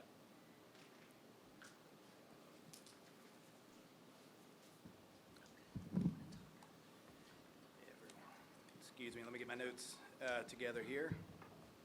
All right. Patrick Hamby on behalf of Entergy Louisiana. Doug and others have done a great job covering the storm. There's no denying the historic damages that Ida did, and there's no denying we never want to see anything like that again. But the point that Doug made was impressive, that how quick that storm formed. You know, I looked at the email I sent to you guys on August 25th at 9:39 a.m. The National Weather Service was just kind of looking at something that might be something down the road. So they had about a 40% chance of it forming into something in 48 hours. And as Doug said, a few days later, it was a Cat 1. The next day, it was a Cat 5 making landfall. So I say that and wanted to cover that again because you can't just pick up and respond to something the way the city of Kenner did, the way Entergy did, the way all of our community did, our customers did. It takes 24/7 planning ahead of time. That's why we do storm drills with you guys. We participate with the EOC ahead of storm season, obviously during storm season, in the midst of it. And then after it, we always get together and do the lessons learned. What worked well, what didn't work well, and we improve upon that. That's Entergy, and we also do that with Doug and his team and all of you. So if there's anything that you have as far as lessons learned, please communicate them to me, and we will incorporate them into our plan so we can do better next time. I'll go quickly through the Entergy damages and kind of hit on it from a high-level standpoint. I mentioned it was catastrophic, historic. I mean, you can see the damages to the roofs, the homes, the businesses, not just in Kenner, but all across the impacted areas. So to put it in reference for how it affected Entergy, there is a number of downed or damaged poles that we have, and the second most damage that we ever incurred was from Hurricane Katrina. Everybody remembers that. It was the exact same date as this, 16 years ago, August 29, 2005. We had 17,000 poles downed or damaged across the impact of Katrina. Here comes Ida 16 days later, wanted to show Katrina who's boss. She almost doubled that with over 30,000 downed or damaged poles across the impacted area. That's just Entergy. There's other utilities across the state. So it is an absolute historical, unprecedented, and unwanted event, but nonetheless it happened. So again, we had another stat that I'd like to share, and it's the span of wires that were down. So with those over 30,000 poles, between each pole is about 200 feet of wire. And when you add up all of the spans that were damaged that we had to restring, It was 36,469 spans. So you multiply that times that average of 200 feet, it's 7,293,800 feet of wire that we had to pick up. So truly historical, unprecedented, and a Herculean effort by all those linemen out there in the field, literally wearing the fire-resistant clothing, kind of like winter clothes in that summer sweltering heat and humidity, but it didn't stop them. They got it done. So communication, I mentioned, is key. You got to do it not June 1 through the end of hurricane season after Thanksgiving. You have to do it every single day. You got to practice every day. Don't ever let your guard down. You never know what's coming our way, and the only way to do it is to work together as a team. I feel that the EOC, the council, the mayor, everyone with the city, Chad and his team, everybody works together as if we are one team, because in the end, you can't do it alone. You can't work in silos. You have to know exactly what every person's doing and walk in lockstep to get to that finish line, and that's what we did, I believe, with the city of Kenner better than we've ever done. So you do know I typically have nice, neat, buttoned-up emails that I give to everyone throughout the storm. I was able to do that until landfall, and then we're hunkering down, trying to make sure families are safe, lives are safe, and then wake up and do the damage assessment. And email is a luxury, if that is a thing, but it was not something that was readily available. So we're going to phone communication. Certain providers had challenges, certain providers did not. We had satellite phones in the mix. We had text that was available, so that was the key form of communication. And I think it worked well. It kept people informed, but it was a logistical challenge. And with our customers, we always want them to be informed as they can be. So we have press releases, press conferences that were done daily where we give updates that were picked up by TV. If you had electricity, you could watch it. If not, it was broadcast over the radio, just to keep everyone informed on a daily basis at least. And we also have the emails, the texts, alerts that go out to customers as well. I do want to give, and I missed this, I have a sticky note here. These are my field notes. A huge shout out to the city of Kenner, to Chad, to the mayor's office, to each and every one of y'all for helping out. I mean, I'll just do some highlights. It's not that you were just helping out the city of Kenner, but you're helping out the surrounding communities miles and miles away. And I say that because the Pontchartrain Center that you have graciously allowed us to use as a staging site, not only for materials, but for the personnel, for feeding guys, getting them in and out, it has been a tremendous help. And then right outside the parking lot here, we folded in the Esplanade Mall, another huge, huge success and help. And again, not only for the city of Kenner, it's not that y'all are doing that selfishly, it's for the whole impacted area in and around the city of Kenner. So thank you very much for that. And traffic control, obviously, we needed that very much, and you stepped up. Thank you for keeping our guys safe and helping us get the power on as quick as possible. The nursing homes, there's many of them, but one in particular that Chad had called me and others had called me about had some poles down with some wires that were blocking the entrance and exit to the nursing home when it was getting quite severe. So we were able to not restore power because it was catastrophic damage. It was a huge feeder pole. We couldn't just cut it loose. So we actually had to, I don't want to say makeshift, but go and become creative and find a way just to raise those up just enough so that people could get in and out. They could get supplies in. Anyone who had a medical emergency or near medical emergency was able to get out. And that was, again, working with the mayor, the council, and Chad and his team getting that done. So thank y'all for that for sure. I'll just briefly touch on the restoration process. We have generation, transmission, and distribution. You have to have your power plants on, then you have to have those large transmission lines to carry the power from the plant to the distribution lines, which feed the neighborhood, all the neighborhoods. Those transmission lines in this area, all 8 of them were damaged. Luckily, the generation, there was some damage, but it wasn't anything we couldn't overcome fairly quickly.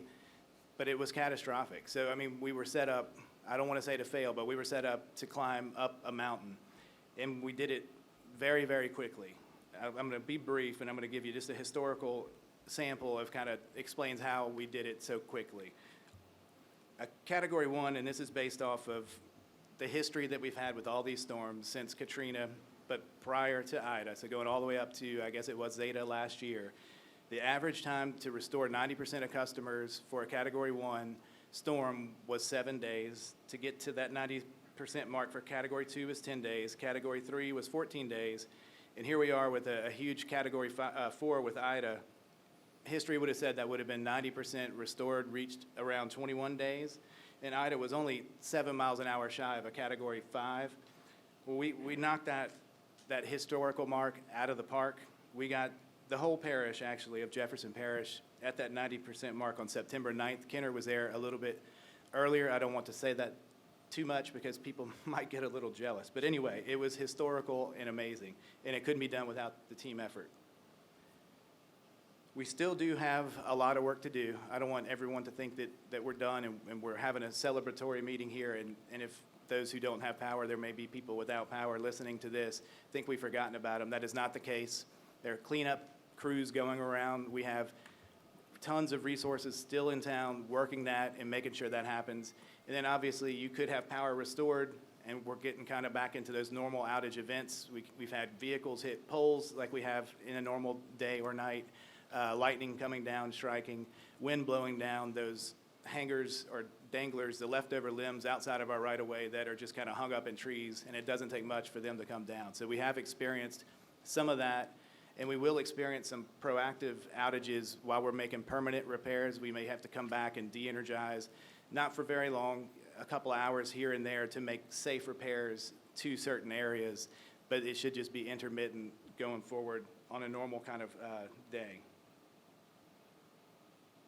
So with that, I believe that's all I have for you, and I just want to say thank you again and open it up to any questions. Councilwoman McKinney? Yes, thank you, Council President. I just want to say that I appreciate Entergy, getting electricity back.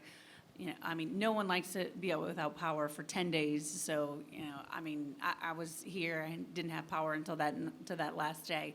So I appreciate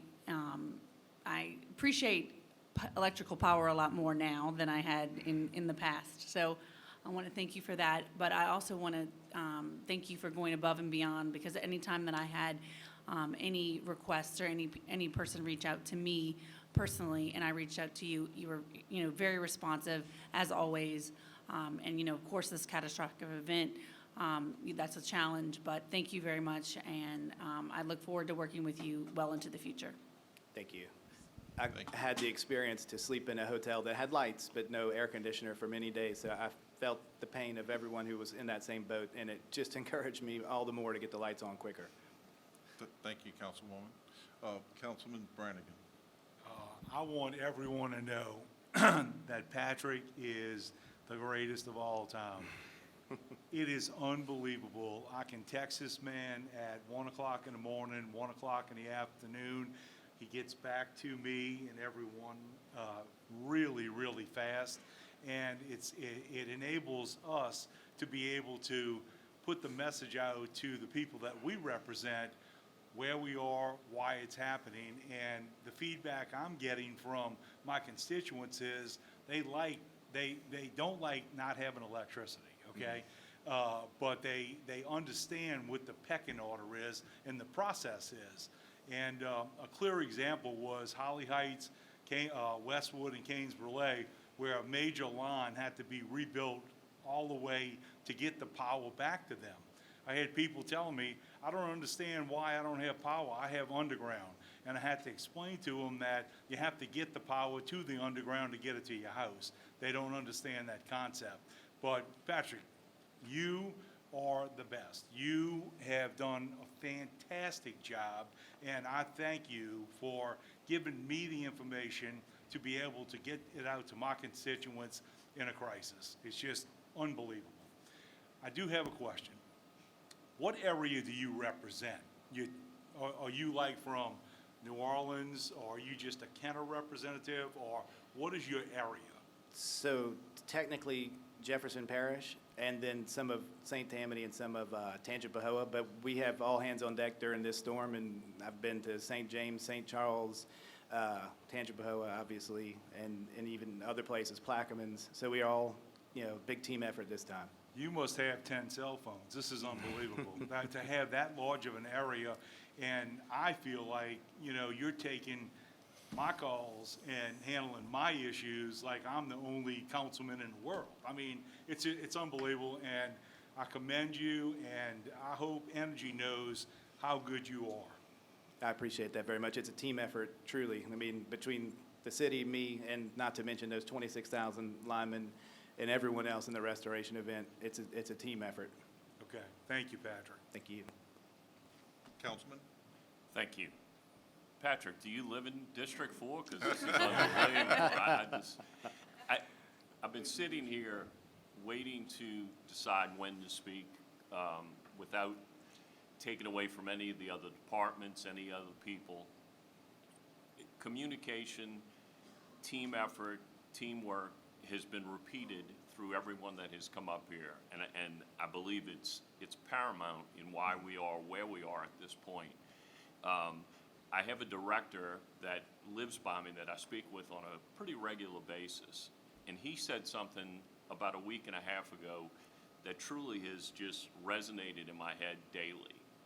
And that's, he said, I've never seen such high morale after a catastrophe. High morale after a catastrophe. I think that just clearly indicates why the city is where it is at this point. And that's from the top all the way to the bottom. That's everyone that has touched anything to help with this recovery. I just think it speaks volumes, and it's awesome. Patrick, as George said and others have said, you have always communicated, you have always responded, you've always provided information and assistance, and it is truly, truly appreciated. As George said, I hope Entergy realizes the person they have in the job that you do. So thank you. Thank you. Councilwoman McKinney? Yes. No, we'll take our turn after you. No, I've already spoken. Speak then. Councilman Segur? Go ahead. Sir. Come on, while we're young. I'm sorry? Okay, Patrick, yeah, you know, we all can tell you how wonderfully thankful we are to have you as our contact representative between Entergy, because you do a wonderful job. You're very responsive to all of our calls. And so it goes without saying, as you said, it's a team effort. Katrina went through that 30 days plus without electricity. This one, what was it, 10 days? Yeah. So it's a testament to Entergy bringing in, and what was it, 25, 30,000 workers in the region to get that addressed fast and quick. So that's the key. You know, obviously all the linemen that came in from around the country do wonderful jobs, and we thank them for coming, but that's y'all calling them in and dealing with all the logistics of providing them being here. So again, your team effort with your local energy group is great. Now, I know I've had this comment to you at the other previous storms, is that we still need to get better pole management throughout the year and not wait for a hurricane to break the pole to get it replaced. So let's just keep working on getting poles replaced that are old and rotten on a much faster basis so that they can perhaps stand up to a storm better than just breaking off and causing outages.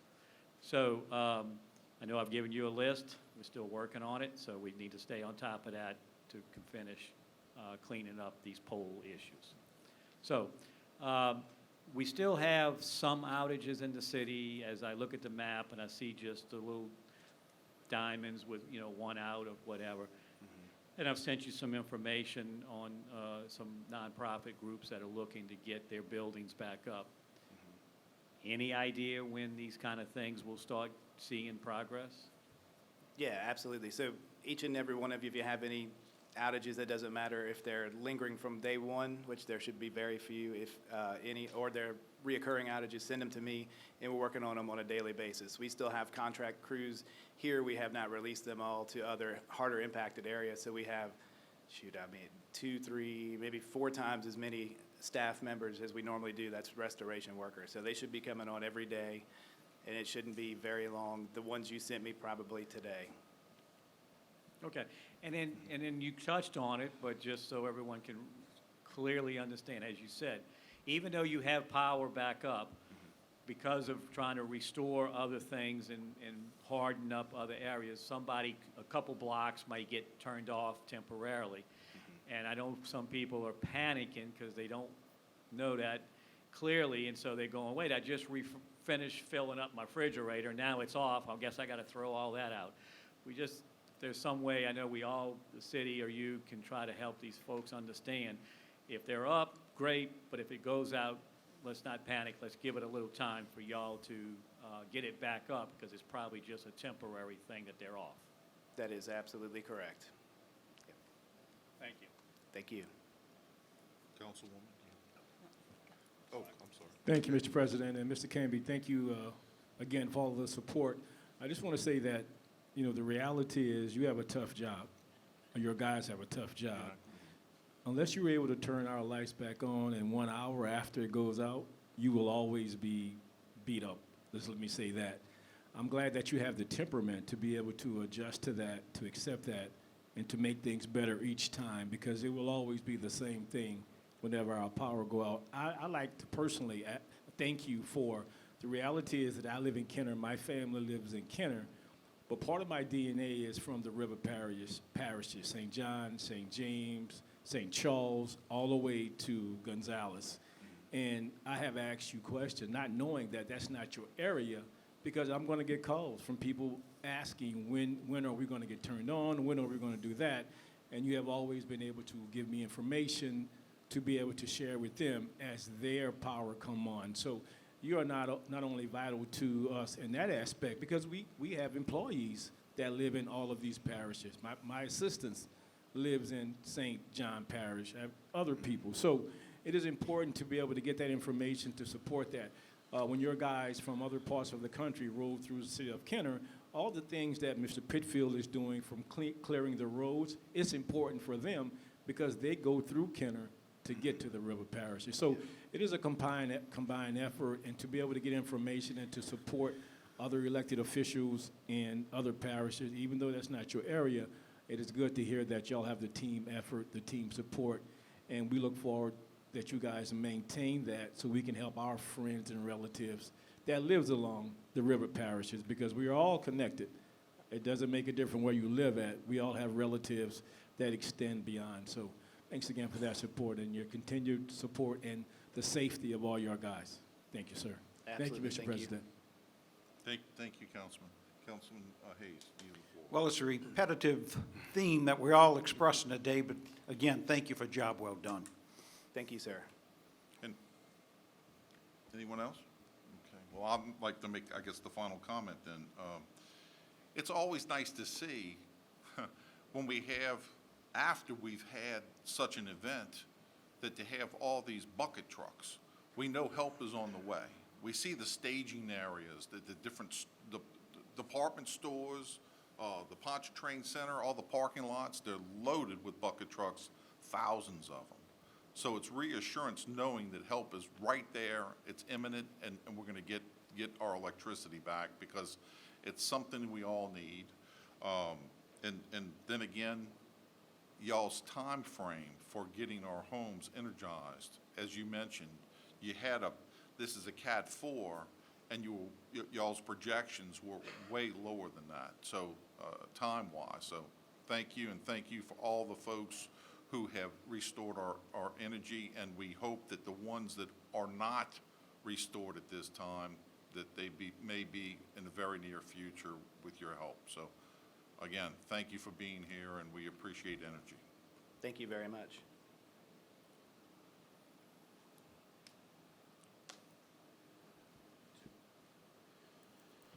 Moving on with our public utilities, we have Mr. Eric Jones here. Mr. Jones came in shortly after the storm. He is with AT&T and talked with us about what their restoration efforts were. And I'd be remiss if I didn't thank him for coming through for us. He mentioned about portable charging stations, so that way our residents who are without power could maintain that vital communication that we all have, and that's through our cell phones. If you don't have power in your house, it's pretty hard to charge your phone. We saw a lot of people that were charging their phones in their cars, but then obviously you had gasoline issues. So one very simple request was made to Mr. Jones at our meeting at our field services trailer, and that was, can we please get a charging station? Within 24 hours, I had the phone call of where do we want to put it. So we put it in that area next to the fire station to give people that extra sense of safety at Fire Station 379 in the 3400 block of Williams.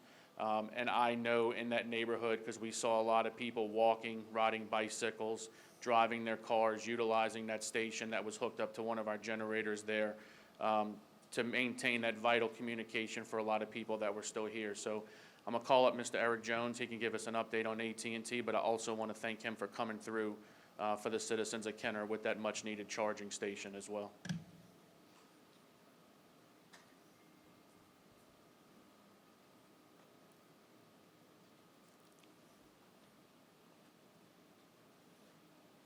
Good afternoon, Council President, Mayor Zahn, Chad, thank you for those kind remarks. Before I get started, I'll say I'm glad Chad reminded me, because once he said the charging station, so much has been going on, I couldn't remember if we put the charging station out or not. So thank you for reminding me of that. And the only other issue that I have before I go into our restoration efforts is, coming behind Patrick is a difficult task. You typically on the agenda have keynote speakers, and that keynote is at the end, and so I'm coming up after him, so I know I won't be able to deliver the punch that Patrick has been able to deliver. But thank you for the opportunity to present today. Before I go into our restoration efforts, our restore efforts, I think it's important to talk a little bit about our preparation for the storm. It's already been said how devastating and catastrophic the storm was, so I'll just talk first off about our preparation. We installed generators at critical cell towers, switching facilities, and moved electronic essentials to network locations where we knew flooding was not expected. We brought in additional network disaster recovery team. They were on standby and prepared to deploy assets as needed. Throughout the year, the team practices these drills to make sure they're efficient when storms pass to come out and deploy and restore services. In the days leading up to landfall, our crews were positioning equipment to be ready for quick and effective response to Ida's impact. Our fleet includes hundreds of technology recovery and support trailers that can be quickly deployed to support customers and first responders. After the storm hit, we deployed mobile cell sites, mobile command centers like Sail on Wheels, Sail on light trucks. We had emergency communication vehicles, flying cell towers on wings. We launched a blimp in Raceland, Louisiana to provide 100 square miles of additional support and coverage to first responders. High water vehicles, amphibious all-terrain vehicles, drones were deployed. We did assessments via helicopters and drones in order to identify damaged areas. Because our teams were staged and ready, we were able to respond quickly and effectively to Ida's impact. So that's our preparation. In-home services of the in-home voice and broadband customers, we know are impacted with well over 90%. At one point, we were over 98%. But as power comes on, more people return to their home. We'll see more and more trouble reports come in, but right now we're still well over 90%. While equipment that serves a neighborhood can be powered and online, we may not be aware of specific in-home service impairments until customers return home and commercial power is restored. What does that mean? What does that look like? Why does, once the line comes up, we have the boxes restored, customers are not restored at their homes? We don't go down every street and look at drops because, house A may not have AT&T service. House B may have AT&T service. House C may not have in-home services at all. So that's why we don't go house per house restoring drops that may have been blown down during the storm. In addition, disruptions to commercial power can affect service for our customers even once our repairs are made. For our wireless network, currently our wireless network is operating normally within the city of Kenner and throughout Jefferson Parish, and will continue to improve statewide as our crews optimize the facilities. We have conducted assessments of our facilities, again, by helicopters, by drones, and where conditions allow through in-person and on-site assessments. We've experienced limited wireless service impacts that are primarily caused when our lines are accidentally cut during debris cleanup and other restoration efforts. That's one of the biggest issues that we've seen over the last few weeks, where customers have had service, whether it's home service, whether it's wireless service, then all of a sudden services are disrupted because a line on the ground may have been cut, because during debris cleanup, a line may have been cut. So that's one of the major issues that we're having. And we ask that please do not disrupt any lines that are on the ground, whether they be generators, whether other equipment. Do not, touch or move any equipment or infrastructure. So here we have tons of teams on the ground. We have hundreds of employees that call Louisiana homes here in the Kenner and the greater New Orleans area. We've also supplemented that with with technicians coming in from 6 different states to provide service. We have a wide-scale refueling operation assisted by Councilman Brannigan, who texted me one night letting me know that the generator on West Esplanade was out of fuel. Again, we do have teams out refueling generators, and at last count, and the accurate count, I know we had deployed well over 1,000. I heard somewhere at one point there was over 1,500 generators that had been deployed. We used over 500,000 gallons of fuel. One of those main fueling stations was right here in Kenner. We brought vehicles in, not to overburden the commercial fuel that was out there, but we brought our own fuel in. And so again, we had 2 major locations here in the Kenner area, one at 1800 Duncan Street and another one at our location off Loyola Avenue that was fueling trucks. Another main hub for us here in the Kenner area are our technicians at Duncan Street. We also supplement that with technicians that are out of Metairie, and again, as I mentioned before, from 6 other states. We continue to provide relief to our wireless customers impacted by Ida for any voice, text, or data overages. Customers experiencing issues with their AT&T service can reach us by contacting us either on att.com, My ATT app, or calling us at 1-800-288-2020 for any individual issues. In addition, our retail stores are open here in Kenner. We were able to get those open on generator power shortly after the storm, and we continue to operate here as needed. Any questions or comments at this time? Anybody have any? Councilman Brannigan. I just want to thank you for getting that generator filled up quick. I was getting phone calls from the residents in the area that it affected, and you took care of it pronto. Thank you very much. You're welcome, Councilman. Councilman? Thank Go ahead. No, Councilman Carroll? you, Mr. Chairman. Thank you, sir, for your information. That was real informative.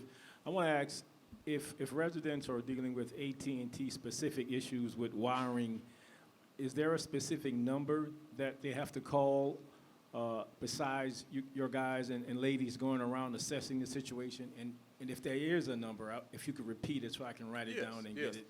If you have individual issues that you'd like to address with AT&T, you can call 1-800-288-2020. You can also have a live chat at att.com. And for those customers that have the My ATT app, they can go on the My ATT app and communicate with AT&T in that fashion as well. Okay, so that's 1-800-288-2020. That's correct, Councilman. Thank you. Thank you, sir. Stay safe. Thank you, Mr. President. Councilman Segura, you have the floor, sir. Thank you. And Eric, just so you don't feel left out, I want to spend 5 minutes telling you what a great job y'all did. Oh, I appreciate that. Because we gave Mr. Patrick all that time, so I don't want you to feel that you're any less needed, because certainly as soon as the power came on, then everybody kept saying, where's my phone service? Where's my phone service? So obviously y'all work together and need to get the power up, because I know that has a lot to do with your service, as George talked about giving you the generator that needed fuel. And I mentioned to you at another meeting, the generator outside my bedroom, I wish didn't have fuel. So, but thank y'all for everything you've done. And y'all are, as I see from other communications, how far away from you think y'all are from being restored with your networks, wireless or internets or whatever, for people to have a timetable? Yeah. So at one point, we were at 98%. You know, as I look today, we were still over 90%. But I think that's going to dictate as more and more people return to their homes. And if they see damage, for instance, they may have taken a surge on their modem equipment. So those calls are going to come in additionally. They may return home and see a drop that's been blown down on their home. And so, again, our team is working as quickly as possible. I like to give you a date and say, hey, next week we're going to be cleaned up. But, then we may get a rash of customers that come back home. They determine the problem is now at their home that they hadn't determined before. And so, our work is going to be continuing. Our goal is to get them resolved as quickly as possible. When customers call in right now, I think, they may see some extended intervals. I think I saw one out toward October 9th or so, somewhere like that. But keep in mind, that's worst case scenario. Our teams are working constantly, on extended hours to make sure that we keep our customer service as quickly as possible. Wait, hold on. Got to change your mic out. Great. Thank you, Mr. Glorioso. So again, I didn't finish the 5-minute thank you, but okay. Do want to thank you, for everything y'all have done. And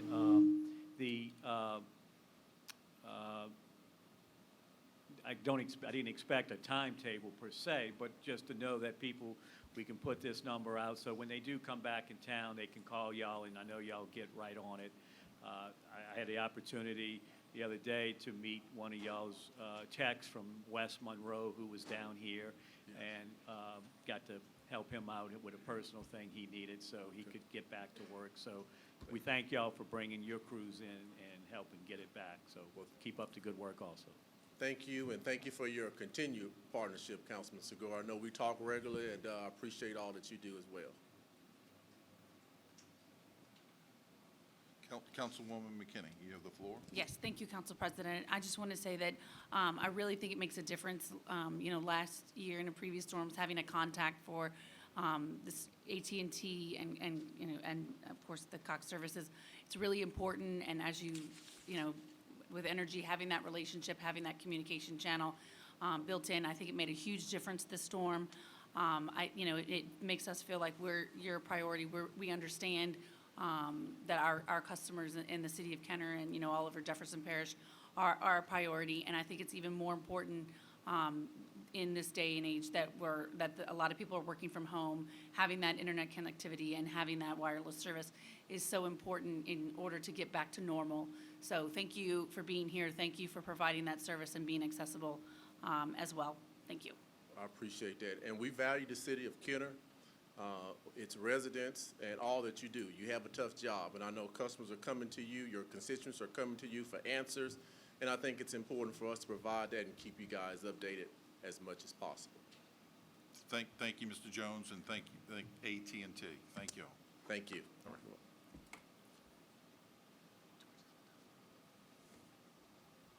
All right, I promise I'm wrapping up now. We've already gone through one set of batteries. We're not going to try to make it two. Look, this presentation's been a little bit lengthy, but I think it shows you the cooperation that we've had between internal departments in the city and our external partners as well to make this happen, and that's the reason why we are where we are currently. They both stepped out of the room for a second, but I know they aren't going to toot their own horns. But going back to the very beginning, we're talking about some of the challenges we've had, right? Electricity, water, communication.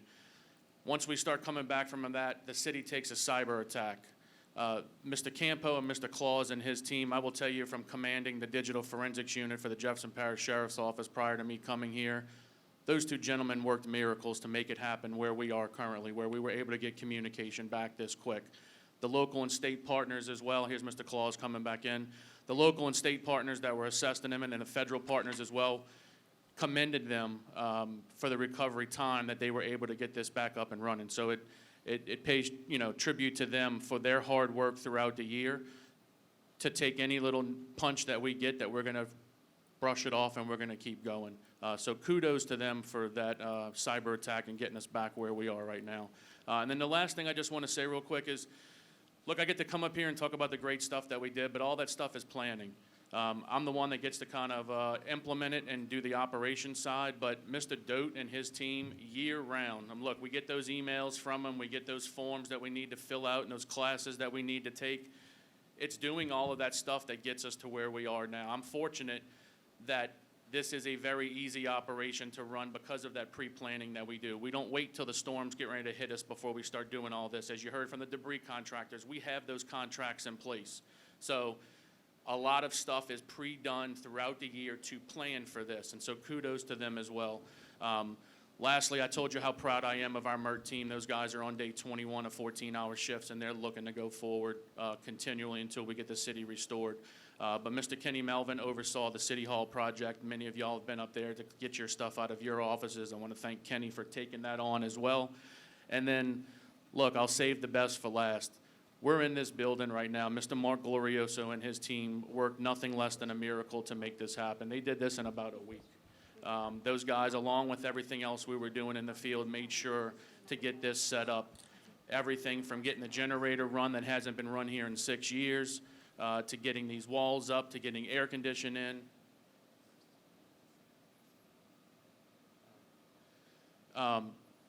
to getting us where we're sitting right now. So thanks to Mark and his crew for pulling that double duty on top of what we were already demanding on them as well. Last group I'll bring up, I was just informed that we do have reps from Cox Communications here as well. So I'd like to call them up, Cox, and that will end my presentation. If y'all have any questions for me, if you want to do it now or you want to wait till after Cox, whichever y'all would prefer to do. Let's wait till after Cox. Perfect. Thank you.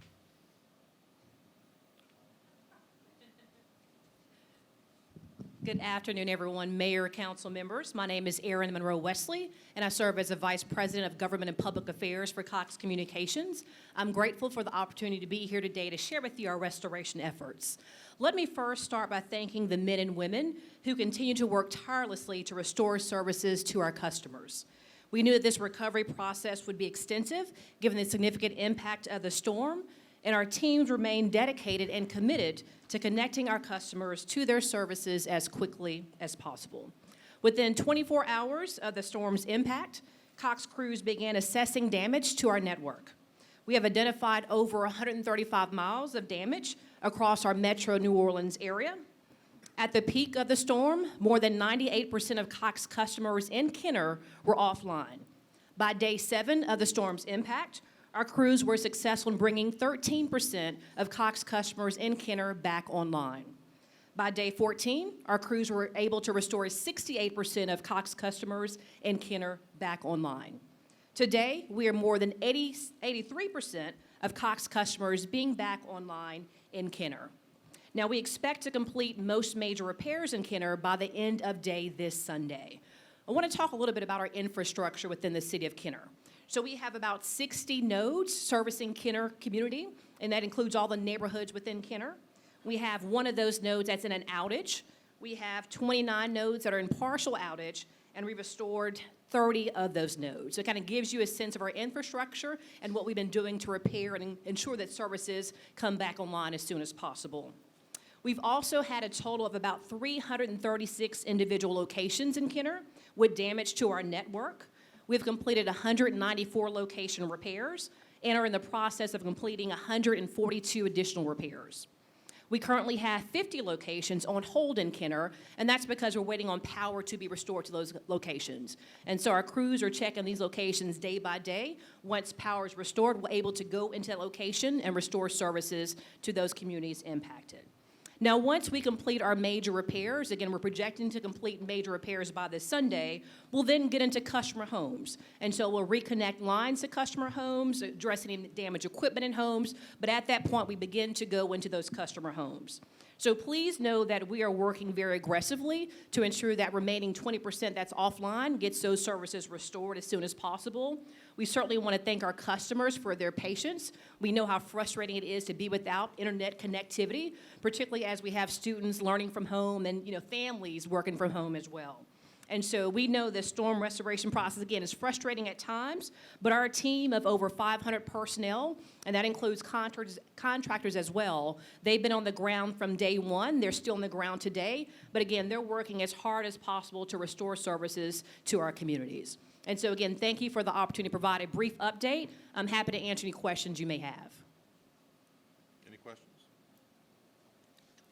Councilman Brannigan. Christina Lagasse Yes. is the representative that And she's here. has been dealing with me, and she's a jewel. Oh, thank you. Make sure Cox knows that. She has answered every question. I send her addresses. She responds back to tell me if they're on or off, and gives a lot of really good information that I can get out to my constituents. So thank you very much. I really appreciate that. And I also want to introduce Kevin Monroe. He's our market vice president for the New Orleans area. He's joining me as well. So thank you for that. Thank you. Go ahead. Councilwoman? Yes, thank you, Council President. Thank you very much for being attentive, and thank you for attending and providing the updates. Absolutely. I think it's, as I said previously, I think it's important to have a representative that we can contact and get, for our constituents to be responsive. And I do want to say kudos to Christina. She's done a great job in getting back to me as well. But I just have a quick question. Yes. For the obviously, when electricity was out, we couldn't get service. And as it is charged on a monthly basis and with different, is it going to be prorated? I think that was that isn't something, but if you can explain that. It will, and how yes. Okay. So we will issue those proactive credits for customers that have been offline, yes. Okay, so customers don't have to reach out about it, or? So it's been a two-step process. So initially, when customers went offline, they could call in and receive a credit. Once we reach that 7-day mark, it's proactive. And so there's no need for the customer call in. It automatically applies to their bill. And so they would see that on the next month's bill in terms of that credit for when they were offline. Perfect, thank you. Absolutely. Councilman I think, Sierra? Mr. Mayor. Okay. I'll let them go first. Ms. Monroe, thank you for attending. And before I move on, just so we're not remiss, I want to give you the same 5 minutes of Thank thanks. you. I was hoping to get the same kind of love. You're right. But I also would ask that if you could invite Ms. Christian to come up, since she is going to be more, I guess, our direct She'll be your- contact. yes, sir. That we get an introduction from Yes. you to us for her, because I may not have spoke to her yet, but seems like others have, so. Hi, Mayor. Hi, Council. It's nice to meet you. I did start this position fairly recently, so I haven't had the opportunity to meet with each of you one-on-one, but I can send my email in case you don't have it, and my cell phone number, so you can Oh, contact me. you've been sending it. I just Okay. got it in my phone, so. Just wanted to make Just sure you need- had everything you needed. Put a face with that message I've been getting. And so that now that, on my sake, I know some of the others have said they've been reaching out to you, but I can continue, because you heard me mention some issues with with Entergy and AT&T, and I have your lines on poles that need to be Right. moved, that I now need to start talking to get those moved so we can get rid of some old poles. Yes, So we I'll can be in handle touch that. with you on that. But again, I have been getting your emails every day. Thank you for that, to give some idea of y'all's progress, because, as we mentioned, we'd love to get the electricity back, but boy, do people hate not having their internet back. So Cox apparently has a lot of internet customers that were wanting it, so we know you're addressing it for their sake, so good for that, and I'll continue reaching out to you as needed. Thank you. Thank you. And I wanted to mention too, thank you very much as well. I had reached out to you as well and contacted you, and we had some outages up in the northwest of Kenner, healthcare folks, in fact. Right. And they wanted to be able to, of course, reach their clientele and patients. And so, thank you for hooking them up. Of course, thank you, Councilman. Thank you. Mayor? Wait, Tom. Oh, I'm sorry. Councilman Carroll. Thank you, Mr. President, and thank you for coming today, you and Ms. Wesley both. The number that it is a Kenner number that we should call for, or is there a separate number divided on where you are in the I city? looked it up when you asked the question earlier. It's a 1-800 number, so it's 1-877-556-7815. And certainly if you have any specific issues, Christina's here to handle those for all the council members and obviously the state government as well, local government as well. Would you mind repeating that number? Yeah, it is 1-877-556-7815. And is there a direct number? And could you repeat your name again? I didn't. No problem. It's Her- Erin. Yes, her. Oh. Yeah, Miss Wesley, right? Christina Lagasse. Yeah. Say it again. Christina Lagasse. Is there a number directly to you, or everyone should call this number? Customers should call this number, but if a customer or constituent reaches out to you, you can contact me and we can Okay. handle that on an individual basis. Okay, that's good. And that's related to service, if wires are down, to be able to come out to the home and raise the wires back up, correct? Correct, yes, we can handle those. Thank you very much. Thank you, ladies. Mayor? I just want to say that both of y'all have been excellent. Christina, you and I have had many discussions. I've had Councilman Brannigan, Councilman Brennan, a few of the other council people calling. And besides you all being fantastic, and Christina, you know this, because I've heard this from other people, including my wife, that the representatives y'all send out are fantastic. I mean, everybody, all the other groups too, but y'all are actually going into the homes if it's needed. You're going onto the street or onto their property, into their home. So what I've heard from my wife, and also from other residents, as Councilman Brennan has told me, it's excellent people you hire. And I'm not going to name the guy's name, but you know, Christina, who I'm talking about. He was excellent, and I've heard it from other people too. So thank you for what you do, but also how you hire. That's very, very important. Thank y'all. Thank you for that. No other questions? Thank y'all. Thank you. Thank Cox as well.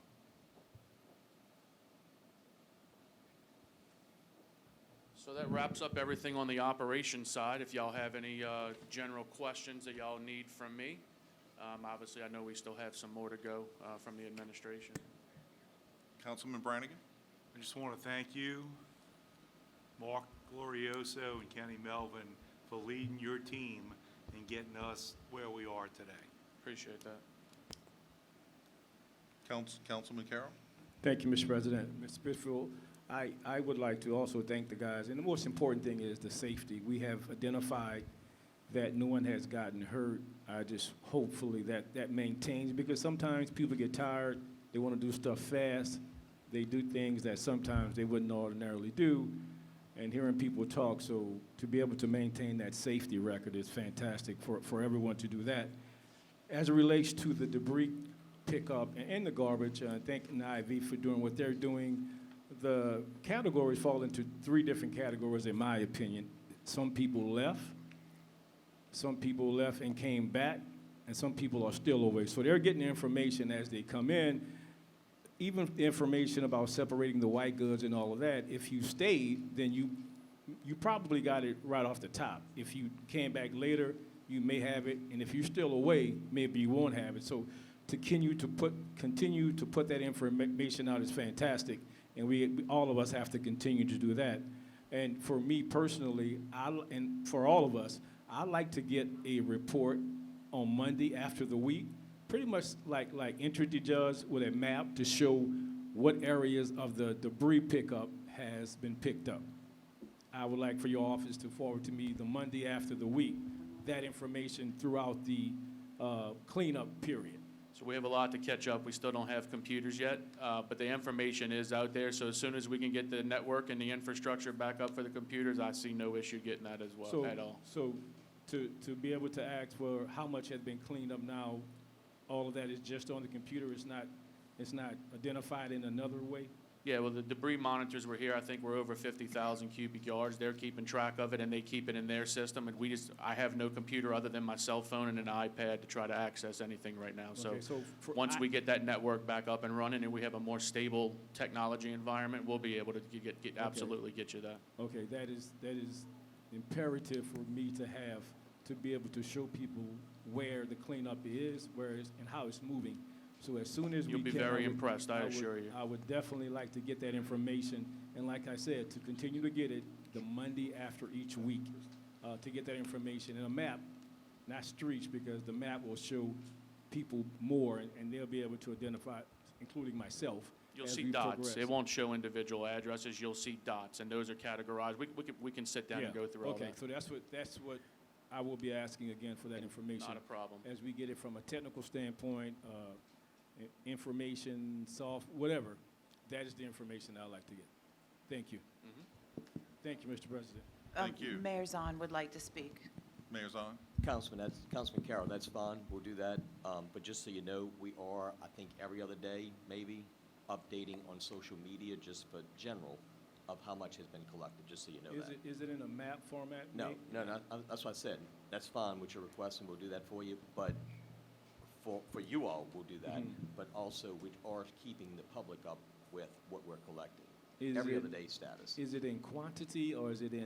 Quantity. Quantity. Basically, Cubic what they just said. yards. Yeah, and that is, listen, that is great for all the engineers and all the math people who are not myself.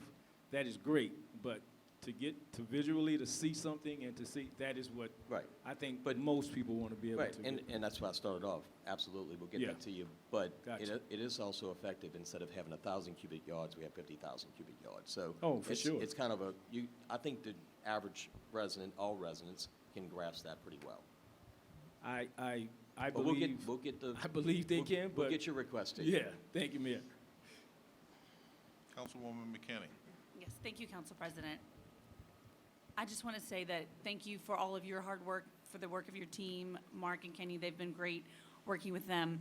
And of course, all the boots on the ground. We couldn't have been successful without them.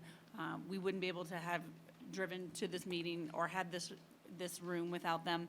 I think it's really important to recognize that the good communication and teamwork is really important.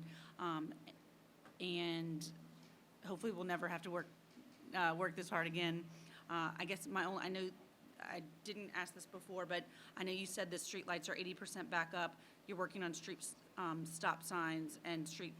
I just wanted to confirm, so that is going on right now, and because people have reached out It to me. started week before last. Okay, It's 'cause just, I've we have thousands of signs, and unfortunately, because somebody tells us there was a stop sign here, we have to verify that by the ordinances because it is a traffic control device. So it's research that goes along. Look, if the pole's gone and we see all way, then we know there was a stop sign. But if the entire pole is gone, we actually have to do the research to make sure it is an approved location. Right, because I recently was when I was driving around, I saw a stop sign in a drain, just some of those, and I've gotten some, or seen some things, people aren't stopping where there was a stop sign. I mean, to me, if it's in your neighborhood, you would know, but there are a lot of people from out of town going around these areas, so I think that's, just important, and obviously you guys are working on that, so thank you for that. Thank you. Councilman Hayes? All right, big guy, when I saw you this morning, I called you my hero. I just want you to know I meant what I said. Thank you, babe. Well, I appreciate that, Councilman. And look, I'll just throw this out there. I went and visited Councilman Hayes a couple days after the storm, and he came out soaking wet, and what was he doing? He was helping his neighbors clear out their tree debris as well. So thank you for doing that as well for your neighborhood as also. Councilman Branning? Chad, would it be beneficial to go out and video where a stop sign was and send it so you don't have to go through the red tape of looking up the ordinances to see, if they had one there? Because I'll go ride District 4 and do stop signs, street signs, whatever, and be able to tell you where the location is. Would Let me that check help with you? Mark first. I just want to make sure it's not gonna slow us down on what we're doing already. I mean, we have the sign crew that has put up all of those signs doing that Okay. assessment now. So I'll Okay. chat with him and we'll follow up. Okay, just let me know, because Sure will. I'll ride District 4. Gotcha. Anybody else? No? Okay, well, I'm going to Thank go. Chad, but look, we can call you anytime, day or night, and you're always available, man, and you're full of energy, and you make it happen, and that's Appreciate that. critical. You have great organization. You're making it happen. All these guys in the lime shirts, well, all y'all make it happen. Kenny Melvin, Mark Lorioso, yourself, and I'm sure many, many others. Y'all work tirelessly. And I mean, I can see it, the hours you put in. You don't put in just 8 hours or 10 hours or 12. You're putting in 14, 16. That's incredible. Plus, yeah. So that's, I'll throw this out there. Most of us probably haven't seen our families for more than 4 or 5 hours this month. thank you. Thank you all for all that y'all have done. You're making the process happen that much faster for our residents and citizens of the city of Kenner, and we appreciate it. So thank you.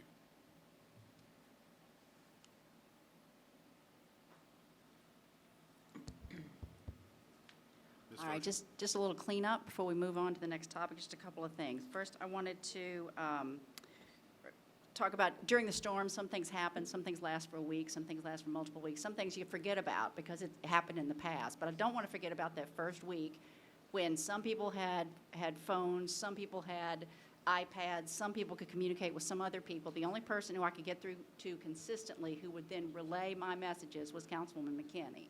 So without Councilwoman McKinney, very little of what we were accomplishing, I think, could have relayed to you. Many of you showed up for the in-person meetings, but you would never have known about it if Councilwoman McKinney had not been the person out there doing it. So I want to thank her for participating in that way. A lot of people do stuff that's not on their job description, and that's just one of those things. We're 3 weeks beyond that. Nobody's going to remember, but I do. And I want to say thank you. With respect to debris, we are getting calls from people who are in private subdivisions with private streets. And there is some confusion out there about the difference between the city and FEMA. FEMA is a funding source. FEMA will reimburse us for certain things. FEMA will not reimburse the city to pick up a gated community. We are prohibited from going into a gated community. That does not mean, however, that that community cannot reach out directly to FEMA and make claims on the private side. So if you receive, and we are feeding this information back to those people who call, but if you receive concerns about why the city isn't going in to pick up in a gated community with private streets, we're prohibited from doing so, but that does not mean that FEMA in its private side, its consumer side cannot do it. We're the municipal side, we're doing government work. So there is hope out there. It's just hope does not come from trying to get the city to pick it up. We cannot do so. But we will work with anyone who's got that issue. And finally, the life cycle of a storm, and this is for Councilman Carroll. Excuse me. The life cycle of a storm is such that we will give you a map, and that map will show where we have been. But the process is we do the push. So that's the first thing we pick up, which is what got pushed out of the street. And then people bring the stuff that's in their front yard to the curb. So you'll get a dot when we've been there, even though they still have stuff there, because that's the second push. Once we pick up things out of people's front yard, they start bringing stuff out of the backyard. So when we use these maps, this will show you where we have been. What we need to be careful with is implying that we're never coming back. So we don't want people to think because they're a dot there that they're not getting picked up. This is a living, breathing document telling you where they're going, and we will keep going until everything's picked up. Yeah, and if I may just add to that, as I get that information, I am not going to publish this information to people, but it gives me a sense of aware. Right. And I understand there will be a second pass regarding this. And third and fourth. Exactly. So to be able to keep up with that, right. I'm not a numbers person, but I'm right. a visual person, and I can see stuff as it starts to dot up, right. To use your words. So just in terms of sharing with people, when you are sharing with them, because we have done that in other locations, and they're very irate because you can go and look and see they have a stack in their yard. They do, but they had more before when we took it. We had tree debris that we had pushed out of the street. So it will be if nothing else, it will begin to show you the volume and the number of passes we make. But I just wouldn't want anybody to assume that because their dot on a map means we're done with them. We're not. We will keep going until all of this is picked up. Gotcha. But I guess, again, just to make, for me, this is what I need. I mean, I'm not trying to dispute what you're saying. I need this to be able to explain to people who I talk to, and I will take the responsibility to take the heat about don't forget us. I will, but I need that to be able to do my job easier. Absolutely. You're welcome to have it. I don't want there to be any misunderstanding in terms of what that tool actually tells you. Okay. If I have any questions, I will definitely ask. You call me. Okay. Yes, we'll do it. All right. So, just to put in front of this conversation, obviously when we go out, the first thing is life safety, health, get everybody back up and running, food, water, security, roof over their head, and then we come back. I think in the first week, we met with you multiple times. He said, look, the city buildings are a mess, but we don't have time to deal with that right now because our focus is on the citizens. Well, once it became stabilized, the citizens were stabilized, there were consistent pods available for water and ice, then we were able to focus on the city's infrastructure itself. As you know, when we had to do the initial infrastructure assessment, because we had to do that within, 3 days, 5 days, something ridiculous. Anyway, the number that we sent to FEMA, which they used to aggregate with the parish numbers to figure out if we're going to trigger a 75%, 100% level, was $69 million in damage to city infrastructure. Since that time, we're aware that the president has triggered the 100%. We have 100% reimbursement for FEMA reimbursable items for the first 30 days, and we, along with many other hard-hit communities, have requested another 30. So we anticipate, we are hopeful, that for 60 days, all storm-related, justifiable, well-documented expenses are going to be reimbursed. In addition to that, afterwards, the range is usually 75%, so we will still be getting a portion of our expenditures back. But what we're trying to do right now is make sure we clearly document what we're doing, we clearly establish that it was procured the proper way, we clearly establish that it was an emergency procurement, and that it's very, very clear that what we're doing is pursuant to our plan. In addition to that, the city itself has insurance. So in looking at the city properties, we are looking at, first off, we have to go to our insurance company, and we have to evaluate and make a claim. FEMA does not step in and help you with anything that you've got insurance for. So for instance, we don't have insurance for debris pickup. We don't have insurance for a lot of those things that we did, that we had to pre-place contracts. But we do have insurance on our buildings. So what we have done in connection with the city side of the infrastructure is that we have reached out to Luis Estefez of Jansen Adjusters International. I'm going to let him introduce himself, tell you what he does, where we are in the process, and introduce the people, the team members that he's brought to the project. Good afternoon, council members. Luis Estevez with Adjusters International. We've been doing this for 35 years, and when we got called to come to the city of Kenner, usually we step in and quarterback the recovery effort when it comes to the insurance side and what's there available, what's not, and try to get creative on how to do those things.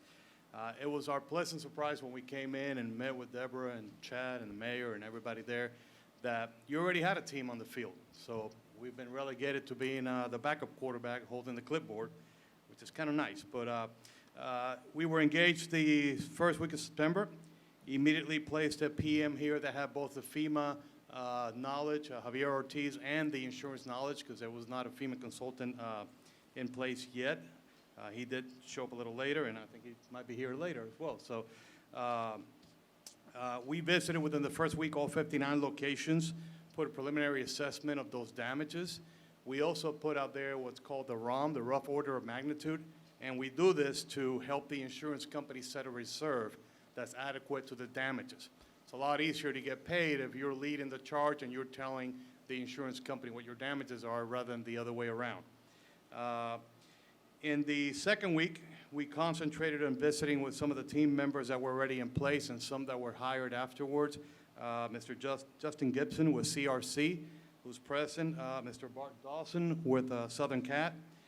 And we evaluated all the buildings for next steps, stabilization, mitigation, and maybe even possibly some light reconstruction before the actual bidding process and so on. What you're seeing, where you're at today, it's a process of that stabilization and mitigation by those gentlemen and everybody pretty much sitting here behind us, trying to make this place available not only to the council, but for the services the city has provided, and ultimately, hopefully, some housing for some of the first responders who lost everything, and they're still working. They're still sleeping in their cars. I mean, I've seen it myself driving in early. So as of this Thursday, well, yesterday, the insurance company came into town. We started visiting the locations with them from worst to first, okay? Gave them an idea of what our ROM looks like and why.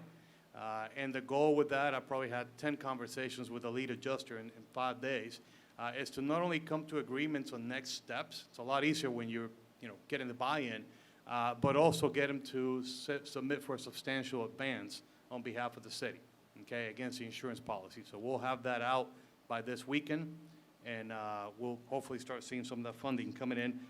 As Deborah explained, the insurance pays first, and then if there's any shortfall, FEMA will cover that or on the disbursement. We work with the engineers to survey those 5 to 6 worst hit buildings and what the insurance company would allow and how they, mark those buildings and what to do next. And over the next week, we're going to be working with Joe Calderera's team. He is doing the overall damage assessment, the specific damage assessment, and we're going to be working with his team to turn that into insurance speak so we can make sure we justify and get the maximum recovery for the city. That's it. Any questions? Questions? No, sir. No, thank you very much. We appreciate you. Thank you. Luis, would you introduce Bart, please, and what role he plays, since Okay. he's reporting Yeah. technically to you? Bart Dawson. You can stand up. With Southern Cat. Okay, they're one of the specialists that we call on as part of our national team to come in and be the guys on the ground, be the boots that do all the things that we have to do to make sure the building stays stabilized. One of the big items on an insurance policy is that the insured has to mitigate their losses, okay? And where everybody is trying to do the life safety first and so on, which has to come first, the insurance company usually is just sitting there, saying, okay, when are you going to start, mitigating your buildings? When are you going to start preventing damage from getting worse? And Bart came in with his team. I even lost track of how many people he's got on here, but we've assessed every building. There is a mitigation and a stabilization plan in place for every building, and now we are fine-tuning that plan to try to find either savings or difference of conditions that we can apply for the benefit of the city. So you're going to see plenty of Southern Cat guys out there for the next couple of months, and then once the emergency is over, we turn over stabilized buildings that you can rebuild. Good. All right. So this is what, Bart, can you, where is he? My team project manager had to go eat lunch. He's diabetic. No so way. yeah, Okay. Javier is out, but you'll see him walking in here He'll be soon. there in a second. All right, so just so you'll know, this is not a pre-placed contract, so we did under the emergency procurement process, we sought 3 bids, we actually got 4 responses. Southern Cat responded, CRC responded, and 2 more responded. One responded with a very, very large, over sort of too many items. We're trying to just get stabilization. And then one responded that they did not have the manpower at this time. Justin with CRC responded that they would be able to and be interested in doing the assessment and stabilization of the Rivertown properties. So that is Justin back there. He's with CRC. They have experience with this. But I just want to call out, CRC did all kinds of stuff for us during this storm. Just amazing things. They provided ice. They provided water. They have a mobile pod roaming around, giving food away every day, working with churches, working with us. They have also been the ones who have worked with us on the temporary housing and figuring out how to accomplish the temporary housing, because now that we've identified how we would pay for it, we need to get it up and running.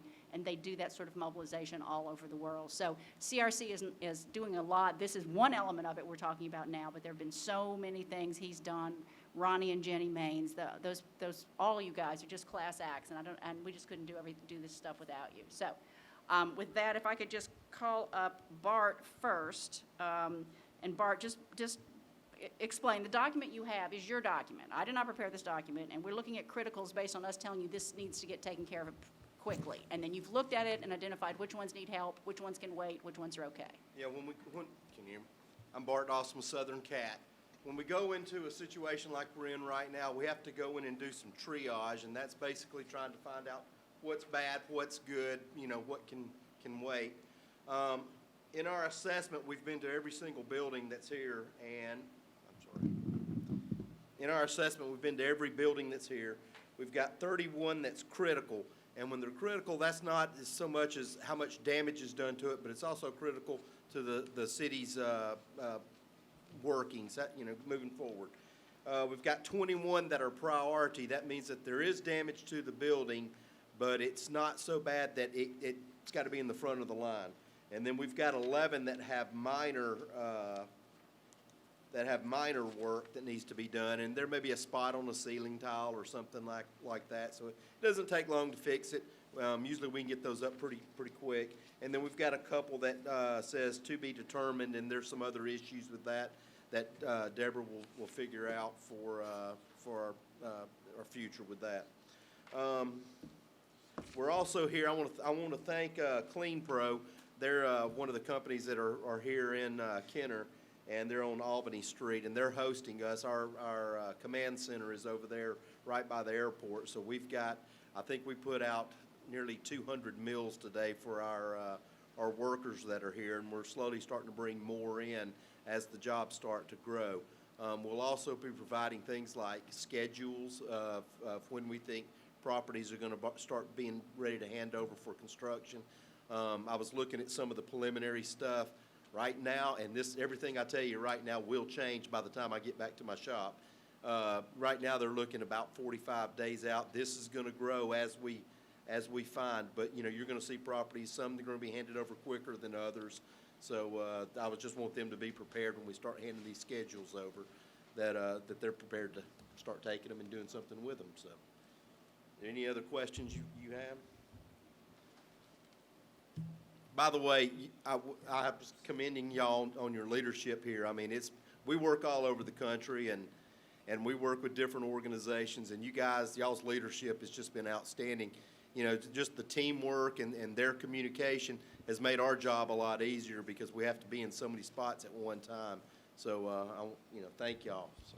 Thanks, Bart. We have recovery coordination meetings every morning at 8:30 with these guys, Monday through Sunday. This will be the first weekend we actually give them a day off. But I got to tell you, Bart's the one most likely to be elected prom king. He is Mr. Personality, and he is straight up. He does not give you he just goes straight in for the kill and he doesn't, he'll rip the Band-Aid off and tell you what's bad is bad. All right, with that, I don't see anybody. Justin, do you want to come up and talk just a little bit about what's going on in Rivertown from the stabilization aspect, please? He already turned me down. I'm still looking. Available? He'll go with me. It's all right. Hi, Mayor, Administration, Council members. My name is Justin Gibson. I'm the CFO of CRC Global Solutions. Work with Ronnie and Jenny in our operations, all around the country. But we are based here in Kenner, and as we always try to do, we are focused on, our home, which is Kenner. We have been working diligently with Luis and Bart on making a coordinated recovery effort on the mitigation. Our primary responsibility has been on the Rivertown buildings. In that area, there's about 15 buildings, and a lot of them have suffered pretty extensive damage. We've been mitigating roof damage, window damage, seepage, wind seepage through doors, leaks through some of the walls. There's cracks in the walls, things of that nature. So we're working aggressively to mitigate all of that and make sure that we don't have any additional damage beyond what was incurred during the storm in doing that. Again, our area that we've seen, there's several of those buildings in there that have received extensive amount of damage. And so, we will continue to work with the city to try to rehabilitate those buildings and see if we can't get them back into their original purpose and get them moving. That's it. Any questions? Councilman Carroll? Thank you, Mr. President, and thank you, sir, for coming. My name, obviously, Councilman Carroll, which represents the Rivertown, South Kenner District 1. So I'm requesting that I receive all of the documentation, all the assessment that you've done. I have my number here to share with you and to be able to meet or talk with someone in your organization next week, just to bring me up to speed besides the documentation. No. This pertains to our insurance claim. This isn't an open negotiation. None of this information goes out. We can have some conversations, but they are not going to be providing reports directly to the council on any of this at this point. That all information will come through me. If you need information, I will give it to you, but please do not go directly. And this is for everybody. I'm not just calling out my friend here. Do not go to any of these contractors directly. These contractors directly are all identified as to report through the chain of command. We have FEMA issues right here. If we go outside the plan whatsoever, we run the risk of not being reimbursed. So I am happy to keep you apprised of everything that's going on. I cannot let him provide you with a preliminary evaluation of any of the buildings. Right now, it's simply stabilization. When we get to the point that we're actually looking at rebuilding or any of that, All of that will be public, and we'll bring that to you. But right now, because we're in the negotiations with the insurance company, all of this puts us at risk, both with the insurance company and with FEMA. We really need to let them do their job without any additional involvement of the elected officials. Okay, I wouldn't want to disturb him from doing his job, but I would like to get the assessment for each building, what the damages are. Okay. Right now, this is preliminary. When we have a final assessment, did you find it? When we have a final assessment, we'll happy to share that with you. I do not want a preliminary assessment released only to find later we have further damage, and that's used against us by whether it's the insurance company or FEMA to say, I'm sorry, but I have this earlier document out here, and therefore we're going to pay you less. So again, I am sorry. I know I sound really grumpy about this. You but do. This, You are. I do, and I apologize, and I mean no offense, but it will not be coming out in a preliminary So- fashion. We will share with you final results. I guess I'm just comparing this to when we have information from lawsuits, when we go into special session. And you cannot, that's what, And we we cannot don't go in special share session. information with anyone. We cannot So- go in a special session on this, so this is public. So anything I give you, a public records request can come to you, and you've got to turn it over. Right, so to request to know what the damages are now, are you telling me I'm exceeding my? This has nothing to do with damage. This has zero to do with damage. What this has to do with is the stabilization of the building. Does it need a blue tarp? Does it need dehumidification? Does it need, there's other things that you can put in there, but largely at this point, it's tarps and dehumidification and dewatering of buildings. This is, just because it's red, the building could actually be easy to repair, but it's a critical priority for the city to get the stabilization efforts. We are nowhere near any discussion of damage. Right? The only buildings that, and I can give you this, the only buildings that we have a structural report on are A, B, and C, sort of. I can give that to you. That's an engineering report. The rest of this is an assessment based upon what we're going to do to try to stabilize it. So once it's stabilized, someone can go in and do the assessment and evaluate what the damages are and put that together and make a claim. This is not there yet, and this can be misunderstood, and I kind of regret turning this loose at this point. This is information that will not be going out. I would ask that you not disseminate what you have there.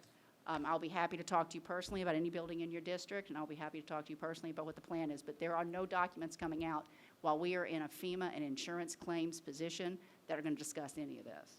Well, I guess have we done any assessments on damages to the buildings in Rivertown? You cannot do an assessment on damage until you've completed your stabilization, because if you're unable to stabilize it, then there's no assessment to be done.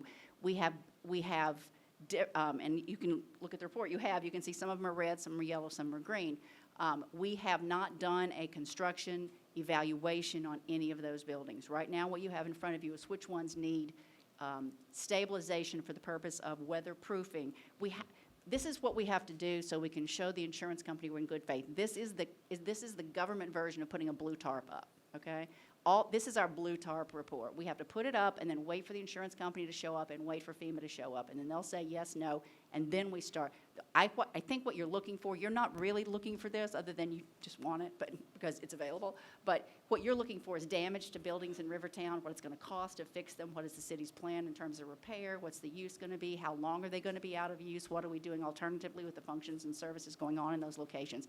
I think that's what you're looking for. That will all be public. This is not at this point. So obviously, those are the things, the priority of what damages there are going forward, all of those things. Yes, that information, whatever you're pointing to, is important as well as far as an assessment, just to know right now, what are we looking at to have to mediate and to be able to repair that's in a bad place.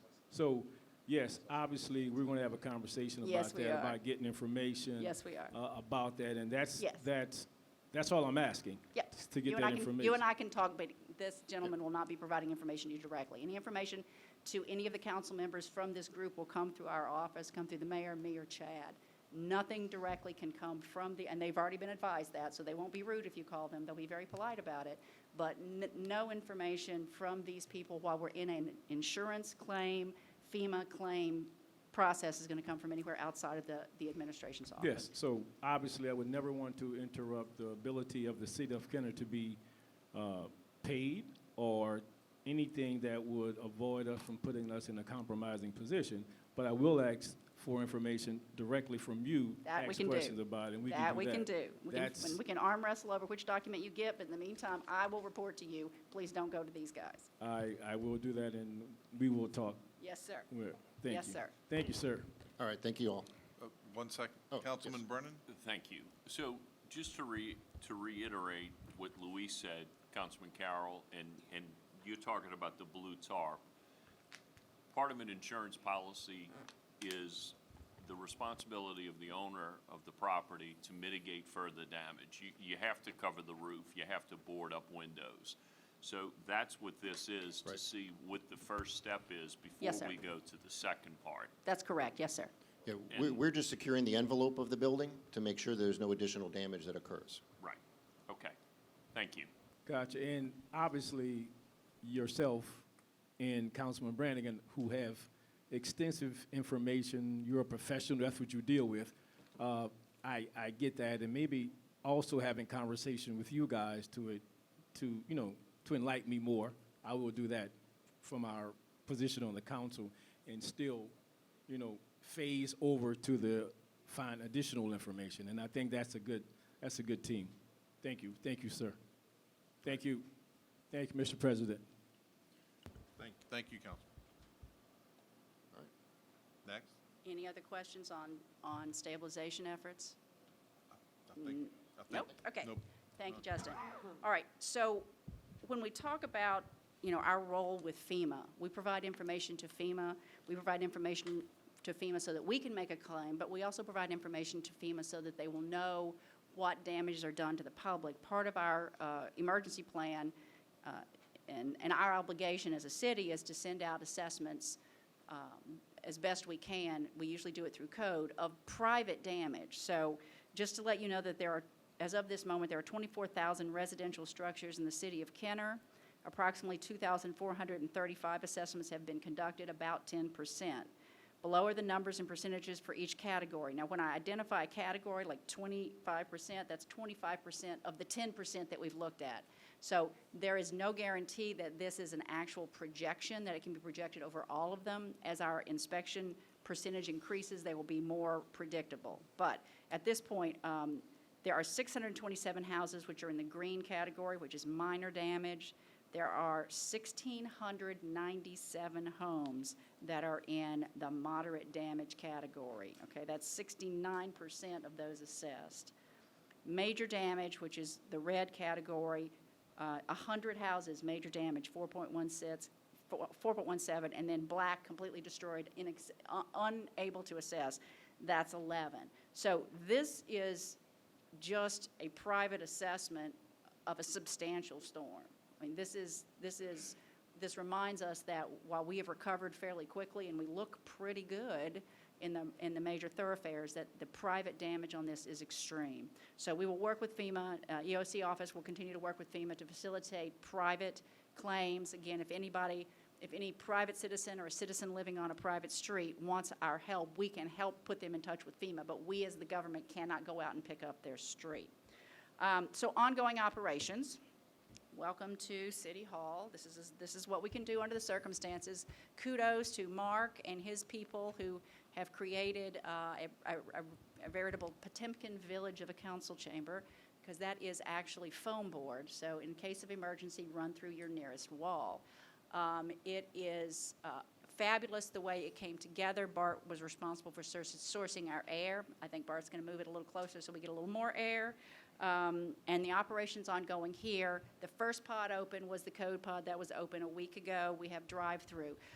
Just to let you know, the mayor by emergency proclamation already waived all of the permit fees related to any storm recovery and all of the permits required, any permit for a roof, a fence, and also the prohibition on placing a trailer in your front yard.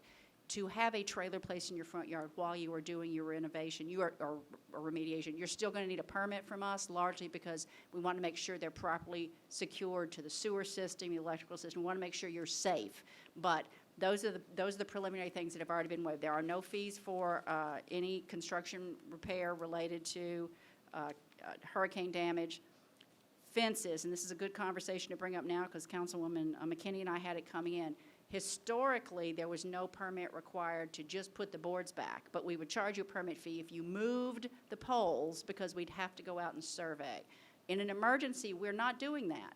However, please, on your own, if you're going to do anything with your fence, make sure it's in the right location, because if you put it in the wrong location, that's between you and your neighbor. That's a private. We're not vouching for your property line. You are responsible for ensuring that your fence is going up on your property line. The same with roofs. Historically, we have not required there to be a permit just to replace shingles, but we have required when you start getting into the sheathing, the decking, the whatever, we are waiving that permit requirement. That means it's on you. If you go and you put in a, half-done job, your roof is going to eventually leak. So that reminds everyone to make sure you're using a reputable contractor, check for their Louisiana contractor's license. One of the things that the mayor has waived is the requirement under the code that there be a separate Kenner license in addition to the state license. The state license is sufficient. No Kenner license is being required at this time. So code is operating out of this front room here. Basically, anything that you could do at the code office before you do in this drive-through line. We end up with a few stragglers walking in just because it seems too unusual to have a drive-through, but for the most part, it is drive-through.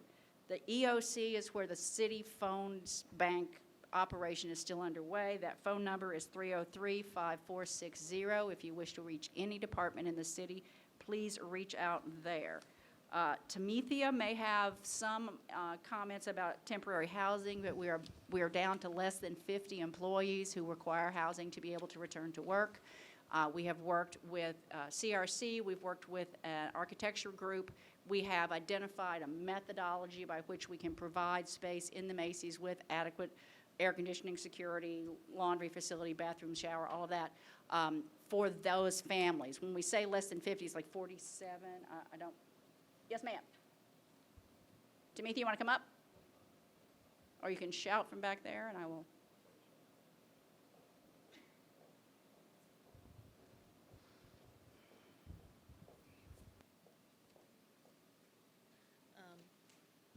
It's 45 right now.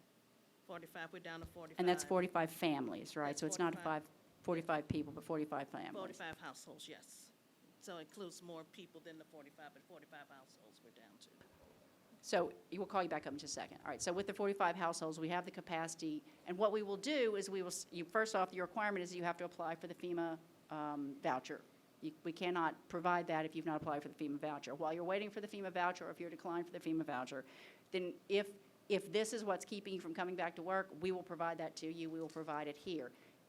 How long? I mean, obviously, once you start something like this, winding it up towards the end is always a little bit of a challenge, but we're thinking that at least 6 weeks to as long as it takes to get them in FEMA voucher placement.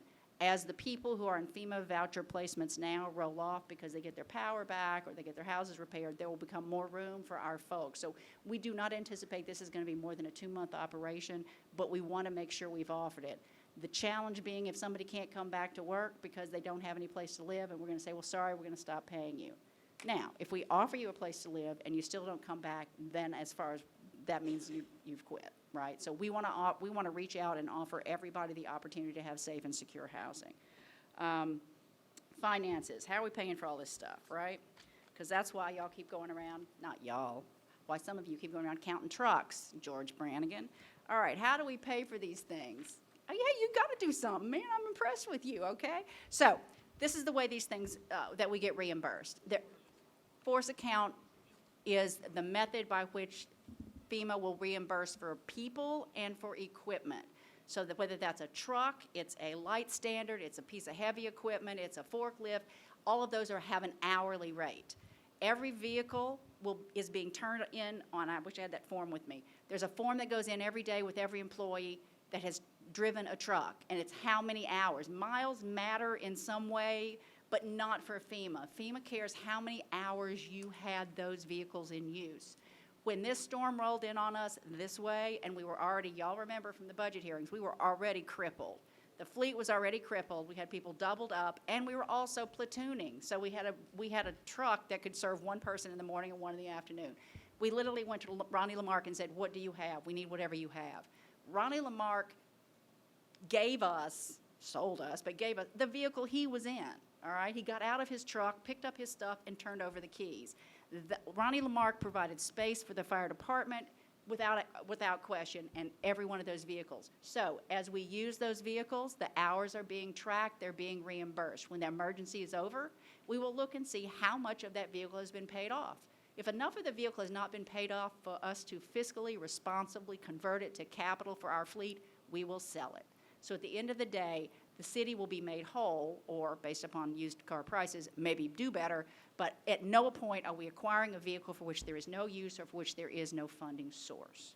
So I wanted to out that, because that seems to be, even though we invested a lot more money in a lot more types of infrastructure, like our generators are a lot more expensive than the vehicles, but because that's so obvious, because we're out driving around and everybody sees all these vehicles with Lamarck tags on them, that's what it is. Most of them are used. I think, Chad, there's three new?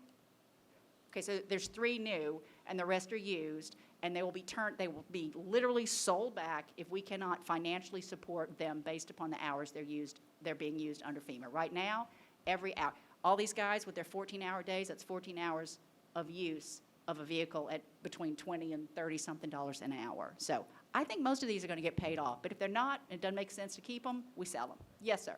How many have we bought? 15? 15? 15, and how many more will we take if we get them?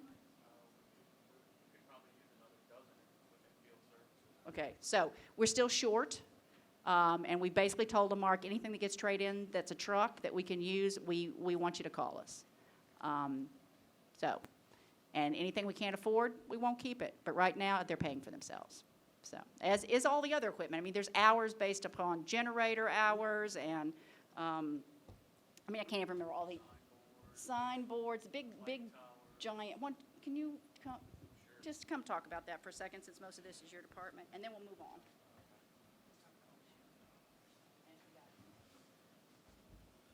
So yeah, a lot of this stuff we use throughout the year. I mean, with code cuts, for instance, when they do code cuts, those lawn mowers that are used, the blowers, rakes and brooms, it goes down to everything. FEMA, there's a FEMA calculated rate for every kind of piece of equipment you can imagine. So, yeah, from message boards to light towers to generators. I mean, look, we're 100% out of power. We don't have enough generators for all that. We have generators that came from Beaumont, not Beaumont, where?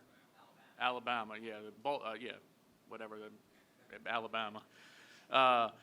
But, I mean, you name it. I mean, as we have forklifts to be able to unload supplies. I mean, we had barricades and cones and delineator cones. And, I mean, we're unloading trucks at 3 o'clock in the morning when trucks come in. So all of that equipment that we're using fits into those FEMA categories.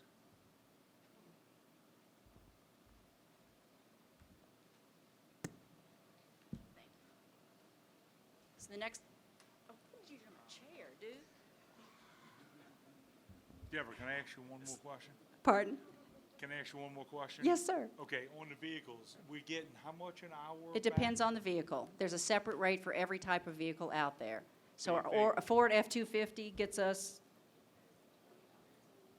$20.50 an hour. So $20, and if we use it 24 hours, that's Well, we can't use it 400. 24, but let's say 14 is what they're averaging right now.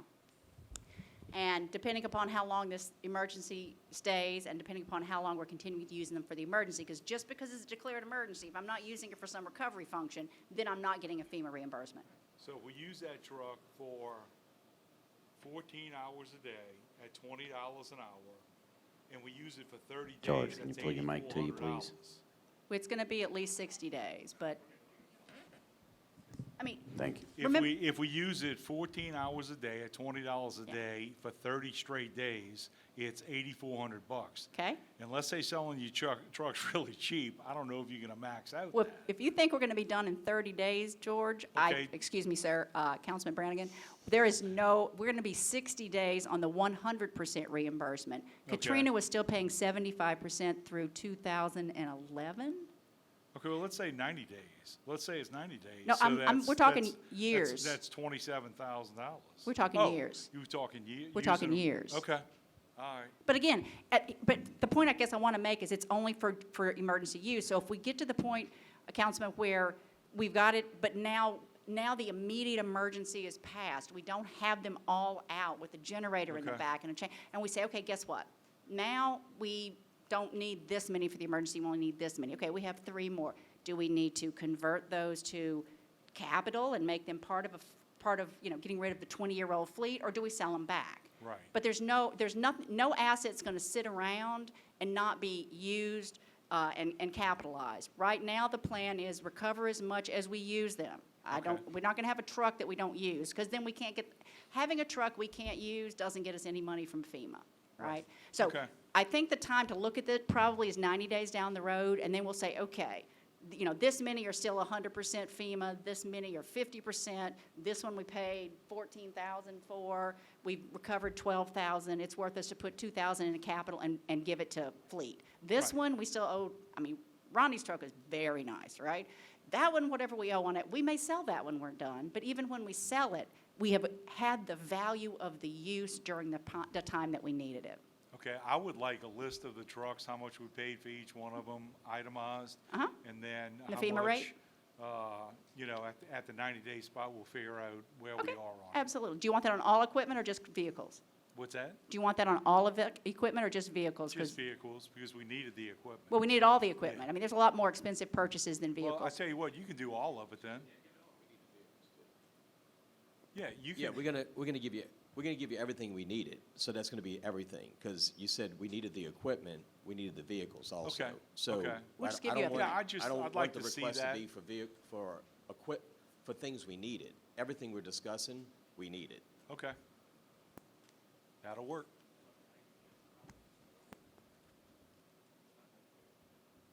I know, but the point that he's making is not 90 days. It's going to be a lot longer. But the volume of them, at some point, let's say we have 15, and in 6 months, we're only using 12 of them for that. Well, then 3 of them we look at and see, what do we do? Do we sell them? How many of our vehicles are more than 20 years old? Well, We have that- 66% of our current yeah, fleet is that's more what than the- 20 that- years old. That's what I was going to say, that Right. we do have an old fleet too, Right. so. But we can't use the fact that we have a FEMA emergency to replenish our fleet. If we were going to do that, we should have done it at budget time. But the fact that we're getting paid for them may put us in a better position to keep some of them at the end of that. So, that's an exciting opportunity, I think, to come to you at the end and say, hey, guys, I think we can keep these because we can afford them, which would Okay. be fabulous. It would be absolutely fabulous. Okay, so move to the next hot topic, how are we affording this place? Because that's the next question. Right now, and I've got David Sherman here, who has sat through the heat for 3.5 hours or however long. So if you still have any energy left in you. The city acquired the use of the Macy's through an emergency process that allows you to take structures for emergency purposes. If we had taken a structure that was being used and kicked those people out, and we have that right to do that, if we had done that, we would owe them a lot more than we're going to owe somebody for having taken 1/6 of a building that was not in commerce. There is a real likelihood that we will owe little or nothing at the end of this, but what we owe will be reimbursed by FEMA. So at this point, when we gave the information to the owners, their response was, okay, we'll meet you over there with the keys. Their response was not, let me sue you. Their response was not, I can't believe you're doing that. Let me meet you with the keys. They walked us through the building. They showed us where one of the chillers on the roof is leaking oil.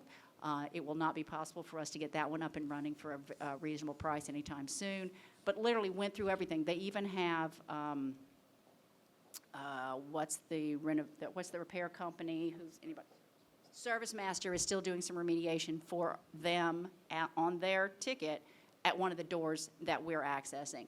So at this point, what we have done is taken what we think is the bare minimum that we need. And what happens in this room is council meetings, court, fire and police civil service meetings, city civil service meetings, planning and zoning, board of BZA. Then for meetings, as you can see back through that partition, there's also a council, there's a table back there. That table is for any city meetings. y'all can use it just like anybody else if you need a meeting. And if we have a bigger meeting, we're simply going to drag our chairs around to the other side. This can serve as a conference table. So this room, while it's set up so nice, Mark, you guys are just so fabulous. As a council chamber, it's really a multi-purpose. It is the main hub. This is the anchor for getting city services back in operation. So everything that we do forward-facing, we're going to do out of this space. We will take over additional space as we need it. We do not anticipate ever going past the escalators. So basically half of the first floor in a 3-story building is what we're occupying. Right now, these people owe us more than $100,000, even trying to figure out a fair market value. And as you remember, a couple of years ago, we did a lease assessment right before we were looking at this, and we were also looking at the space in the mall that we actually lease. So we have lease appraisal values. They are nothing like what's being put on the internet. I don't know where some of those people get those numbers, but anyway, I can't see us, practically speaking, owing anything, but if we do, it is a fair market value rate, and it is reimbursed by FEMA because now we have the declaration that buildings A and B are uninhabitable. So with that, if I could call David up just to talk about the legality of the manner in which we acquired this, and the process you see going forward as we come out of this when we no longer need this space, if we no longer need it. Good afternoon. I know at one point I got several phone calls. There were questions as to whether or not the city had the right to go ahead and commandeer the building. It's black and white. The city absolutely had the right to do it. We followed the statute. It's Louisiana Revised Statute 29:737, but it gives the mayor the absolute right to do exactly what we did in connection with Macy's. And what we did was do more than the statute requires, because the mayor has the right to do this by a simple proclamation. Not only was the proclamation done, the emergency proclamation, but it was actually through the city attorney's office. City Attorney Sala filed it, fax filed it with the court, which is not required, but it's a good step as far as transparency and doing everything in the public view. So the order was signed as required by the statute, but then we went the extra step of fax filing it in court. And, I was telling Council Chairman Wilmot yesterday that one of the signs that what we did was exactly right is once Macy's ownership and their attorneys had a chance to do their research, they cooperated every step of the way. So this has really been done almost as an agreement, not as a forced legal action. As Ms. Fauché said, they turned over the keys, walked our team through here, and have been very cooperative. So, I don't think this is even a gray area. It's black and white. But if anybody has any questions about it, I'll be glad to answer them. Councilman Carroll. Thank you, Mr. President. Thank you, David. Thanks for the information. Personally, I never had any quorums or any disagreement about the legality of it. I think we're not the first that have had to do something like this in the municipalities, and I'm fine with that. But I would like to know what is the presumed cost for what we use? There got to be some number that both parties would agree to, and I would like to know that number. Well, what is that dollar amount number? Yeah, well, first of all, we haven't gotten to that point, but first of all, what the law provides is that when we're done using it and we turn it back over, at that point, we calculate how much space we've used, and it's all based on fair market value. So as Ms. Fauché said, it would be one thing commandeering Macy's if it was open, making money, you'd have lost profits and everything else. Fair market value would be much higher than it is today, because today we commandeered basically an abandoned building, a building that wasn't in use. So the fair market value is going to be negligible, but regardless of what it is, FEMA will reimburse us. So the cost to the city should be zero. It's more of an issue of how much FEMA is going to be willing to step in and reimburse us what they believe fair market value is. But as Ms. Fauché said, what our aim is because they owe us money and in excess of $100,000, we certainly think that one possible solution, and we think this is what they're thinking about, is just washing out what they owe. Now, it may only be part of that, but we'll have to see at the end when we know how long we've used it, et cetera. But we will be reimbursed by FEMA, Councilman. Yeah, and FEMA reimbursement is pretty much the word for the day.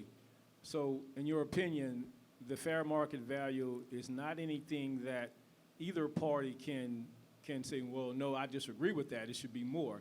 It is a legal position that the fair market value will be determined how much we owe based on that. Right, so as Ms. Fauché said, we actually have some data. The way this works is we'll make a proposal at the end of the day and say, okay, based upon our calculation, this is what the fair market value is and what we owe. And if they disagree, then hopefully the two parties can agree on an adjuster or appraiser who will come in and determine the fair market value. If we can't even agree on that, then we would end up having a judge appoint an appraiser. But fair market value is a defined term, so it is what it is. It's just a question of, can we agree on it without going through the appraisal step, or do we get the appraisal which would govern? Yeah, and that is, I guess that's pretty much my point. We come into a situation thinking that it's going to be amenable for everyone, but there is a possibility that somebody will disagree and say, you know what, I think it should be more. So we have to prepare for that, Right. because that's going to happen. And even on the point that they owe us money right now for taxes or whatever, even to offset that amount, we are still paying for it. You see what I mean? They owe us 100, Absolutely. We were never and if getting we paid. deduct something, we are in essence, and still in essence, paying for it, as opposed to getting all our money back from the taxes. Well, whatever we do, we're going to make sure that we're in a position to get reimbursed by FEMA. I got you. And that Absolutely. is the key. And then they have to agree upon how much they believe the amount should be. Yeah, it's going to be a three-party Exactly. conversation, and it may end up where we have to get an appraiser, but that's fine. Right. So my point of the discussion is to let the public know it is not just clear cut, that it is a triangle, and we all have to come to some type of agreement at the end of the day. Right. And then at some time, we should get a better feel for how much we're talking about, and I think that's when we're going to let the rubber hit the road and find out. That's right. Thank you, sir. Exactly. Yeah. Thank you, Mr. President. Councilman Carroll, if I may, the $100,000 I'm talking about is the money that they owed us when the parish took this property to sheriff's sale and didn't cover our lien. So we're never going to get paid that unless we take it off in rent. We're never going. That money is never coming to us because it's basically been waived by the parish when they did the auction. So we are in a good faith position to say, you owe us 100, and this first 100, this is on you. If it goes beyond that, I'm looking at the 2019, the value that they agreed to in 2019 was $3.15 a square foot per year. And each floor has about 95,000 square feet, and we're about a fourth of that. We're not even a fourth of that. We're probably a sixth of that right now. I think we're going to expand to at least a fourth of it. We're not going past the escalators. Yeah. So a sixth. Right now we're on the first floor. Anyway, it's like if we paid full value and we had no set off, it looks like if we were here a year, it would be less than $75,000. But we're paying lights and electricity, which we'd be paying wherever we were. We're not paying. Yeah, of course. If Air you're in our conditioning, building. we're still working on it, right? Because we're having to run this kind of air conditioning because we can't get their system up and running. So that's going to have a cost. So there's cost associated with this, but they don't exceed the cost associated with us being in the other places we already were, and B, FEMA will provide us some level of reimbursement. And this just gives us a temporary place to hang out while we figure out where we go next. Because until we have estimates on the values of those buildings, until we know how much the insurance company is going to pay, and until we know how much FEMA will reimburse us, we're not even in a position to talk about, we want to rebuild, we want to buy trailers, we are months away from being able to have that. So what we're hoping, at least for now, is to have a sort of safe and secure place to call home base. So I hope you guys are happy with what Mark and his guys have done here. I'm always happy with general services and recreation and what they do. That's not the question. So all I'm saying is I'm glad we had this conversation. I just didn't want the appearance to be that it is a cut deal and there's not going to be anything, because there could be a cost that we have to, and it will be a cost that we're going to have to pay. Not us. You're saying FEMA. It's still tax dollars, right? FEMA is still tax dollars. Don't Right. everybody lose sight of that. We all pay Gotcha. federal taxes. That's federal tax dollars. But in terms of us all contributing to that so that there is a safety net, that's what we're doing. We're calling upon federal tax safety net dollars to help us. Okay, And so within 30 days and 30, 60 days, we should have a good feel for what the outcome is going to leading into, you think? Absolutely. I mean, we are really at the infancy right now. We really have nothing other than an evaluation to determine what we need to do to stabilize the buildings so that we're in good faith with the insurance company and FEMA when they come through and look. That's really all we've accomplished thus Okay, far. so, once we get there, we definitely want to be able to get that information, that evaluation. to us. Absolutely, absolutely. Thank you. Thank you, Mr. President. Thank you, Councilman Carroll. Mr. Sherman, if you can come back up to the microphone just for a minute. We have a couple of the folks who have questions. Sure. Councilwoman McKinney? Yes, thank you, Council President. I just want to have a clarification, and maybe this is a request of both you and Ms. Sala.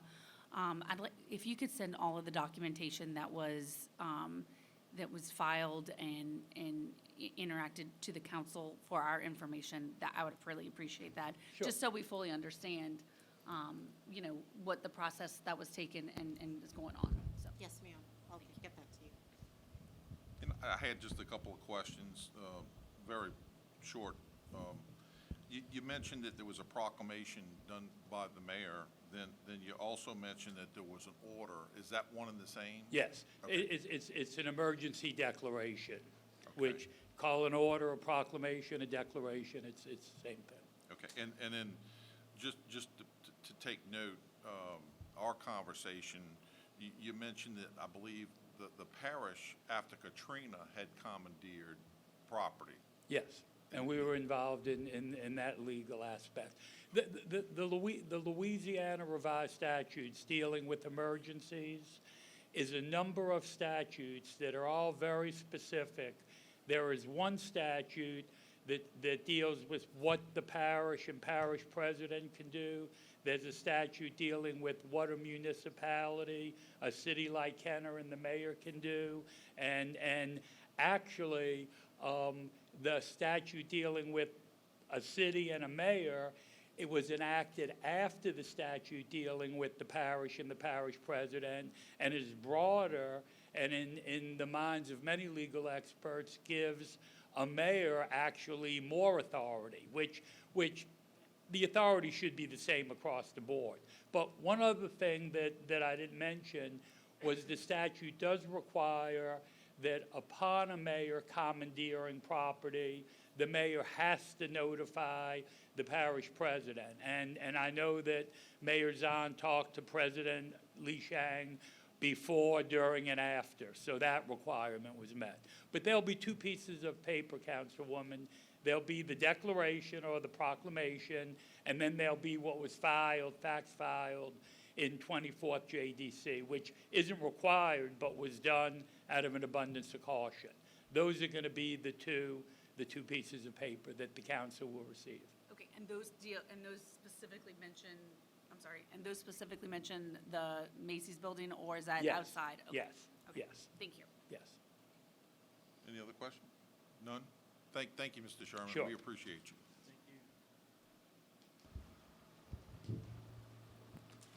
We've now been at this for 3 hours and 50 minutes. I want to thank you for your attention. I'm turning it over to the mayor during this mayor's comments. I'll be quick because I know the comments were long, but the reason the comments are long, and I'm sure Deborah said this before I got here, and I'll tell you in a minute, I'll go over in a minute where I was. is because it has to be lengthy. It has to be thorough. It's lengthy, but it has to be thorough because we hold meetings with you all. Not everybody can always make it, so we can't get that message out, especially with the challenges we had in the first few days where I think we were standing outside the Pontchartrain Center one time by the floodgates and so on. But for y'all's cooperation, we appreciate it. But I want to first start thanking my team. And you've heard many contractors come up here and thank this team. Nobody has to thank me. I don't need that. But I'll need to thank this team because this team has been extraordinary. And I'm not the only one saying it, not just because they work for me. You all have said it. We appreciate that. The contractors have said it because you know why? Because it's true. We probably wouldn't have pulled through this so quickly. Dominic Impostata has come to numerous meetings, as y'all know. He's come to some staff meetings also for some other issues. And he has said it quite often to you all and to my staff that Kenner has come back the quickest out of any other area that he's been to. That says a lot. And that's not knocking Jefferson Parish because we have great relationships with him. Because on that night, that Sunday night, Dominic's texted me saying, you're about to lose water, and we did. Byron Lee is texting me saying, the tower just went into the river, and it affected our electricity. We knew what we were facing. We knew those problems would have. So we appreciate the help from Jefferson Parish. We appreciate the help from everybody, you all included, because some of y'all have talked about the pods, and maybe you did, Deborah. I think a few of y'all did, on how the fire recruits were out there, the police recruits were out there, police recruits directing traffic, along with the Kenner Police Department, the fire recruits helping with the pods. Very, very extensive help from other entities, so we appreciate that too. I think probably the worst thing that we had to experience, besides what we've been going through for the last few weeks, was when Chad Pitfield picks up the phone and calls you and says, because you know he's always like, hey, we're going to be fine, everything's going to be great.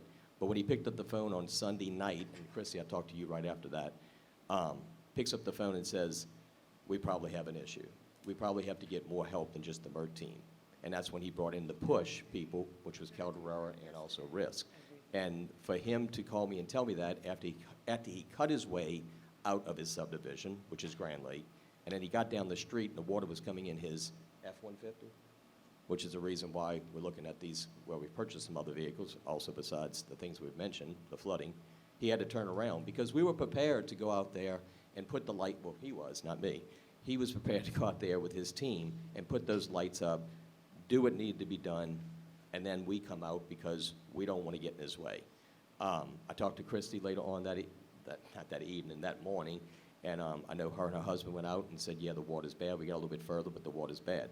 We let all that recede, and then we moved on to the pods. During that time when I was getting that call from Dominic about the water and also Byron, we knew we have an electric problem, a power problem, but we couldn't solve that. I called Ronnie Maines, or I texted Ronnie Maines, and I think he was in Honduras at the time, and I said, we're going to need water.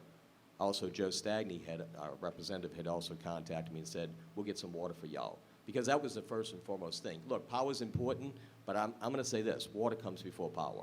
If you don't have water, you're really, really in trouble. I know a lot of people need power because of the elderly or other people with medical conditions, but without water, it's even worse.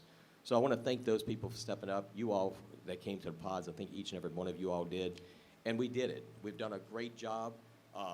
The team, again, has done a great job. I'm not going to start. I talked only about Chad only because that was a conversation I had about it's going to be bad. We need more help. But everybody sitting up here with me, everybody in that audience has been fantastic. To hear that we are one of the first cities that came back is fantastic. Now our job is to continue rebuilding. This Macy's building right now is rebuilding government. I made it very clear early on. I was not worried, and you can quote me, I was not worried about A, B, and C, the buildings. I was on TV saying this, or on the radio saying it, I'm more worried about the people not having roofs.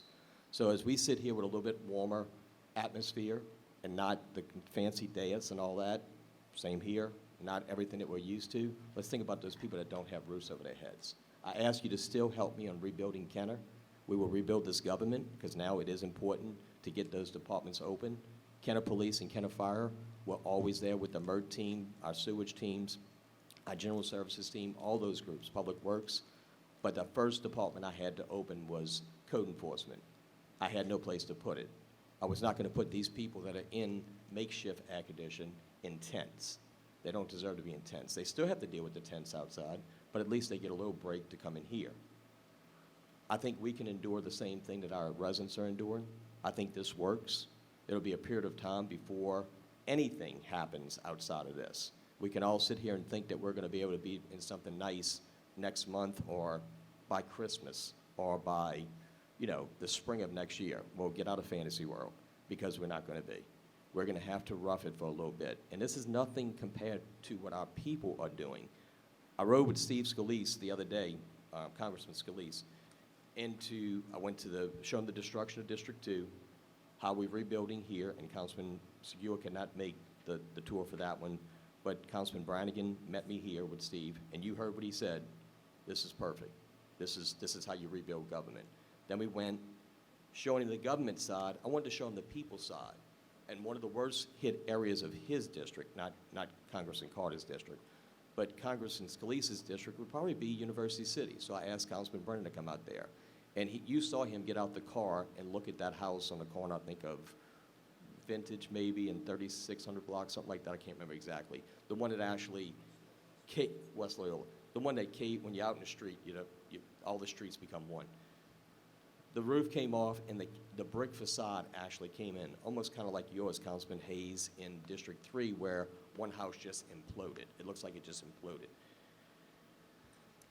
When he saw those types of things, and I think that's what we need to remember, look at those areas. I'm not taking anything away from any other districts, but look at those areas. I will be touring with Congressman Carter probably in the next week or so, District 1, to see the area behind the airport where we were handing out smoothies donated by RIS the other day. You want to see a lot of sad stories, go out there, especially when you don't have power. And Councilman Carroll, I know you've been out there. That's a sad situation. It's sad in a lot of places, but we're still blessed because we're not as bad as some other places. Today, we had, I met with Congressman Carter and also Congressman Scalise with the U.S. Secretary of Housing and Development with Timothy, and I think Timothy is back in. Great meeting for her to come here, and we had representatives from all over the place. I wanted to invite the two at-larges and also Councilman Segura, because we met at Westminster Tower, but the invitation couldn't get any larger than the one representative, the head of the agency, of the entity. A lot of good things got taken away. I'll tell you this, and I want to praise Tamithia on this. A lot of entities were there, and she'll tell you this when she comes up. I don't have my paper with me, but hopefully she does. She was the only one, the city of Kenner, and I'm going to give, again, not me, her. Again, this team was the only one with a prepared sheet to give to the U.S. Secretary. I saw that she was impressed. And we were in a very small room, me, Tamithia, Madam Secretary, Congressman Carter, and Congressman Scalise.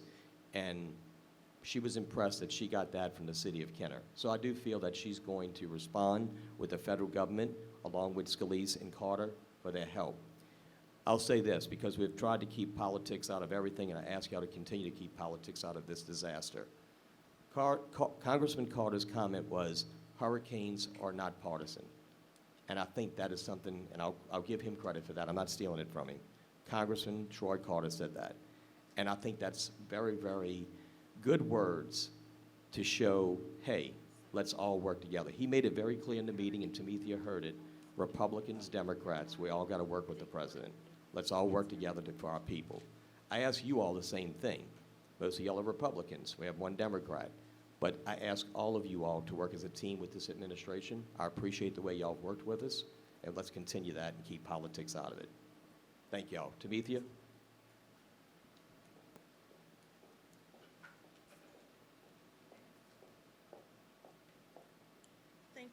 Thank you, Mayor. As the mayor said, we had an opportunity to visit with the Secretary of HUD, and we thanked her for coming because that's not something that normally happens when you have a secretary that comes and really is on the ground walking to see what happened. She remarked at the damage that she saw in leaving the airport. We were able, after a grueling 24 hours meeting with Deborah and the team and everyone else, all the other directors, to get some of our critical needs. And Mayor, we did give them all out if you don't have yours, but we can print some more. We were able to give her some of our critical needs. We were able to give her numbers as to housing, as you know, I don't know if you all know, our public housing, all the units were damaged. So we were able to tell her that. We were able to give her the demographics for our city, letting her know that Kenner is just not a place you fly into. We're the 8th largest city in the state of Louisiana. Just to give her some things, because she's never come here before. So we were able to give her things and let her know that there are needs that are coming, that we're going to need not only from HUD, but the rest of government agencies. I was glad to see both Congressman Scalise and Troy Carter there, because at the end of the day, like the Congressman said, oh, thank you.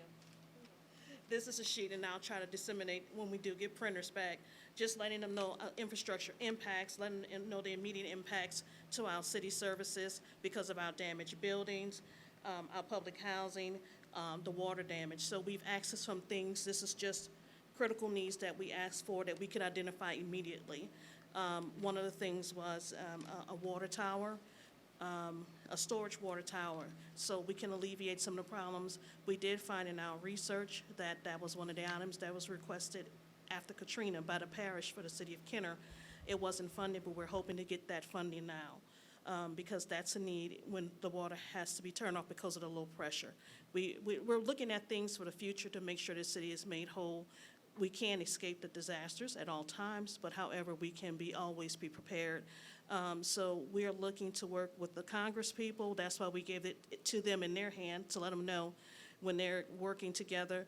You know, Congressman Scalise is the whip for the Republican Party, and Congressman Carter took the place of Cedric Richmond, who works hand in hand with the President of the United States. I think we're going to be in good hands in getting funding for Louisiana, and we're hoping to get a lot of funding. As I explained to them this morning, while we're up and running, please don't forget that we have needs and challenges that we're still working through in the city of Kenner.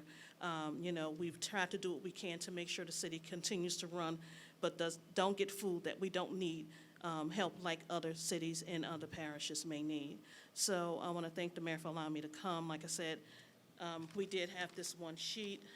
Like I said, we were limited in the copies, but we wanted to make sure that the secretary and the Congress people, and also we gave one to Councilman Lee in Jefferson Parish, and let him know that even on the parish level, we're coming to ask for what we need in the city of Kenner. And it was important to note that when you handed it out and she took it and she was looking at it, looked impressed, and also Congressman Carter and Scalise were grabbing it, her aide stepped up from the back, came into the room and said, "Can I please have one of those?" Yeah. So, you know, let's all be honest. It's all going to go through the aides, right? It's all going to go through the team. So for that aide to grab it like that, it's very promising And for at the the end, city he of did Kenner. give me his card and thanked us because we were the only jurisdiction that gave them something to let them know on their visit what the needs are and the challenges. You know, they're going to visit a lot of places and see a lot of people, but they'll always remember the city of Kenner because of what we've given them.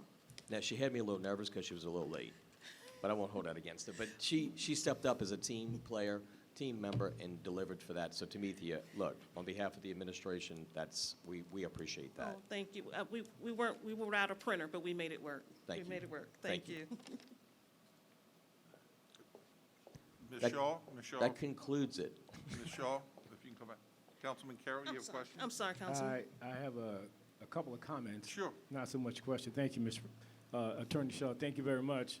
I didn't make the mayor's short list on the invitation, but I was actually personally invited by Congressman Carter.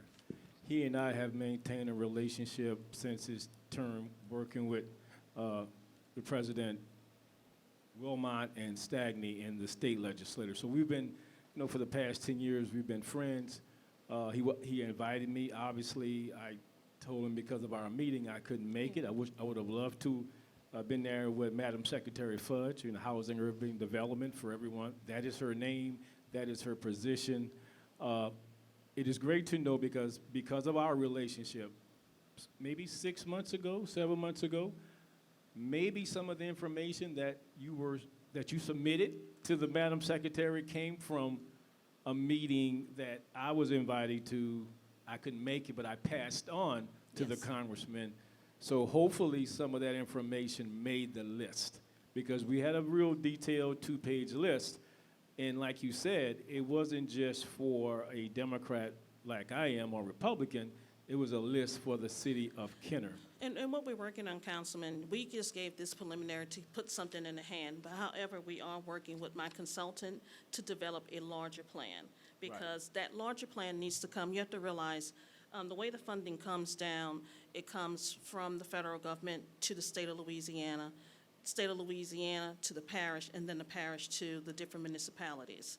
What we expressed this morning is that, you know, since we are a CDBG entitlement community, we would like to get that money directly, because we don't want to be in a, you know, not that our challenges are not greater or lesser than maybe, you know, Grand Isle, but we want to make sure that the city of Kenner gets enough funding to restore us to, you know, what we were and make us better. Like I said, what we asked for were those immediate challenges, but we're going to be making a bigger document that's going to put a plan to those Congress people, to our parish, to say, this is what Kenner needs to get back and to be made whole. Yes, and that's most definitely what we should do.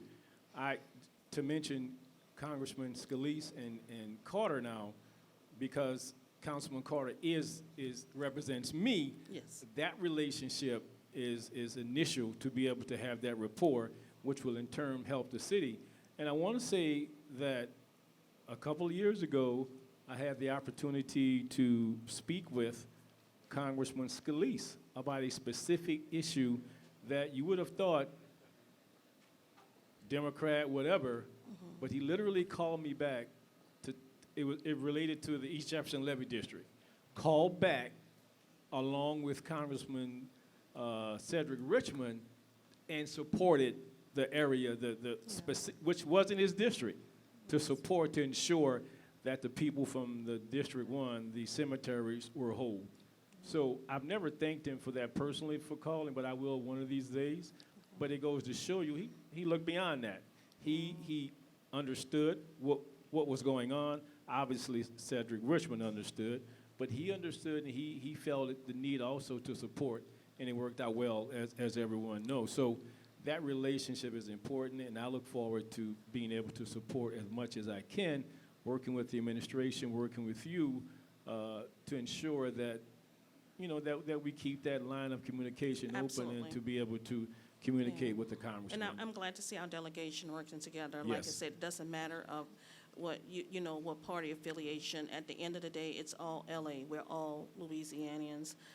You know, we know when the Ida fight comes, we have other states that are impacted, but we cannot let them forget Louisiana. And I'm glad to have met with the representatives today to let them know, please don't forget the city of Kenner. Most definitely. Hey, listen, we're territorial. When it comes down to it, we are territorial. Our priority is the city of Kenner. That is always going to be first for us. That's correct. And along with that, you know, everything else is good, but that's just what we're supposed to do. I'm just simple as that. So thank you for your support for that. Thank the mayor for going to that meeting and to representing on behalf of the entire city of Kenner. Thank you, Mr. President. Thank you, Councilman Carroll. Do we have any? That concludes the mayor's comments. You can start a council meeting now. Look, it had to be thorough, Council Chairman. Absolutely. I mean, it's the people deserve this. You all deserve this. I mean, it wraps up the whole thing. Yep, thank you for the presentation. I think we and the people needed to hear that. Thank you. Thank you. We do have two council persons that are on the way back to their seatings.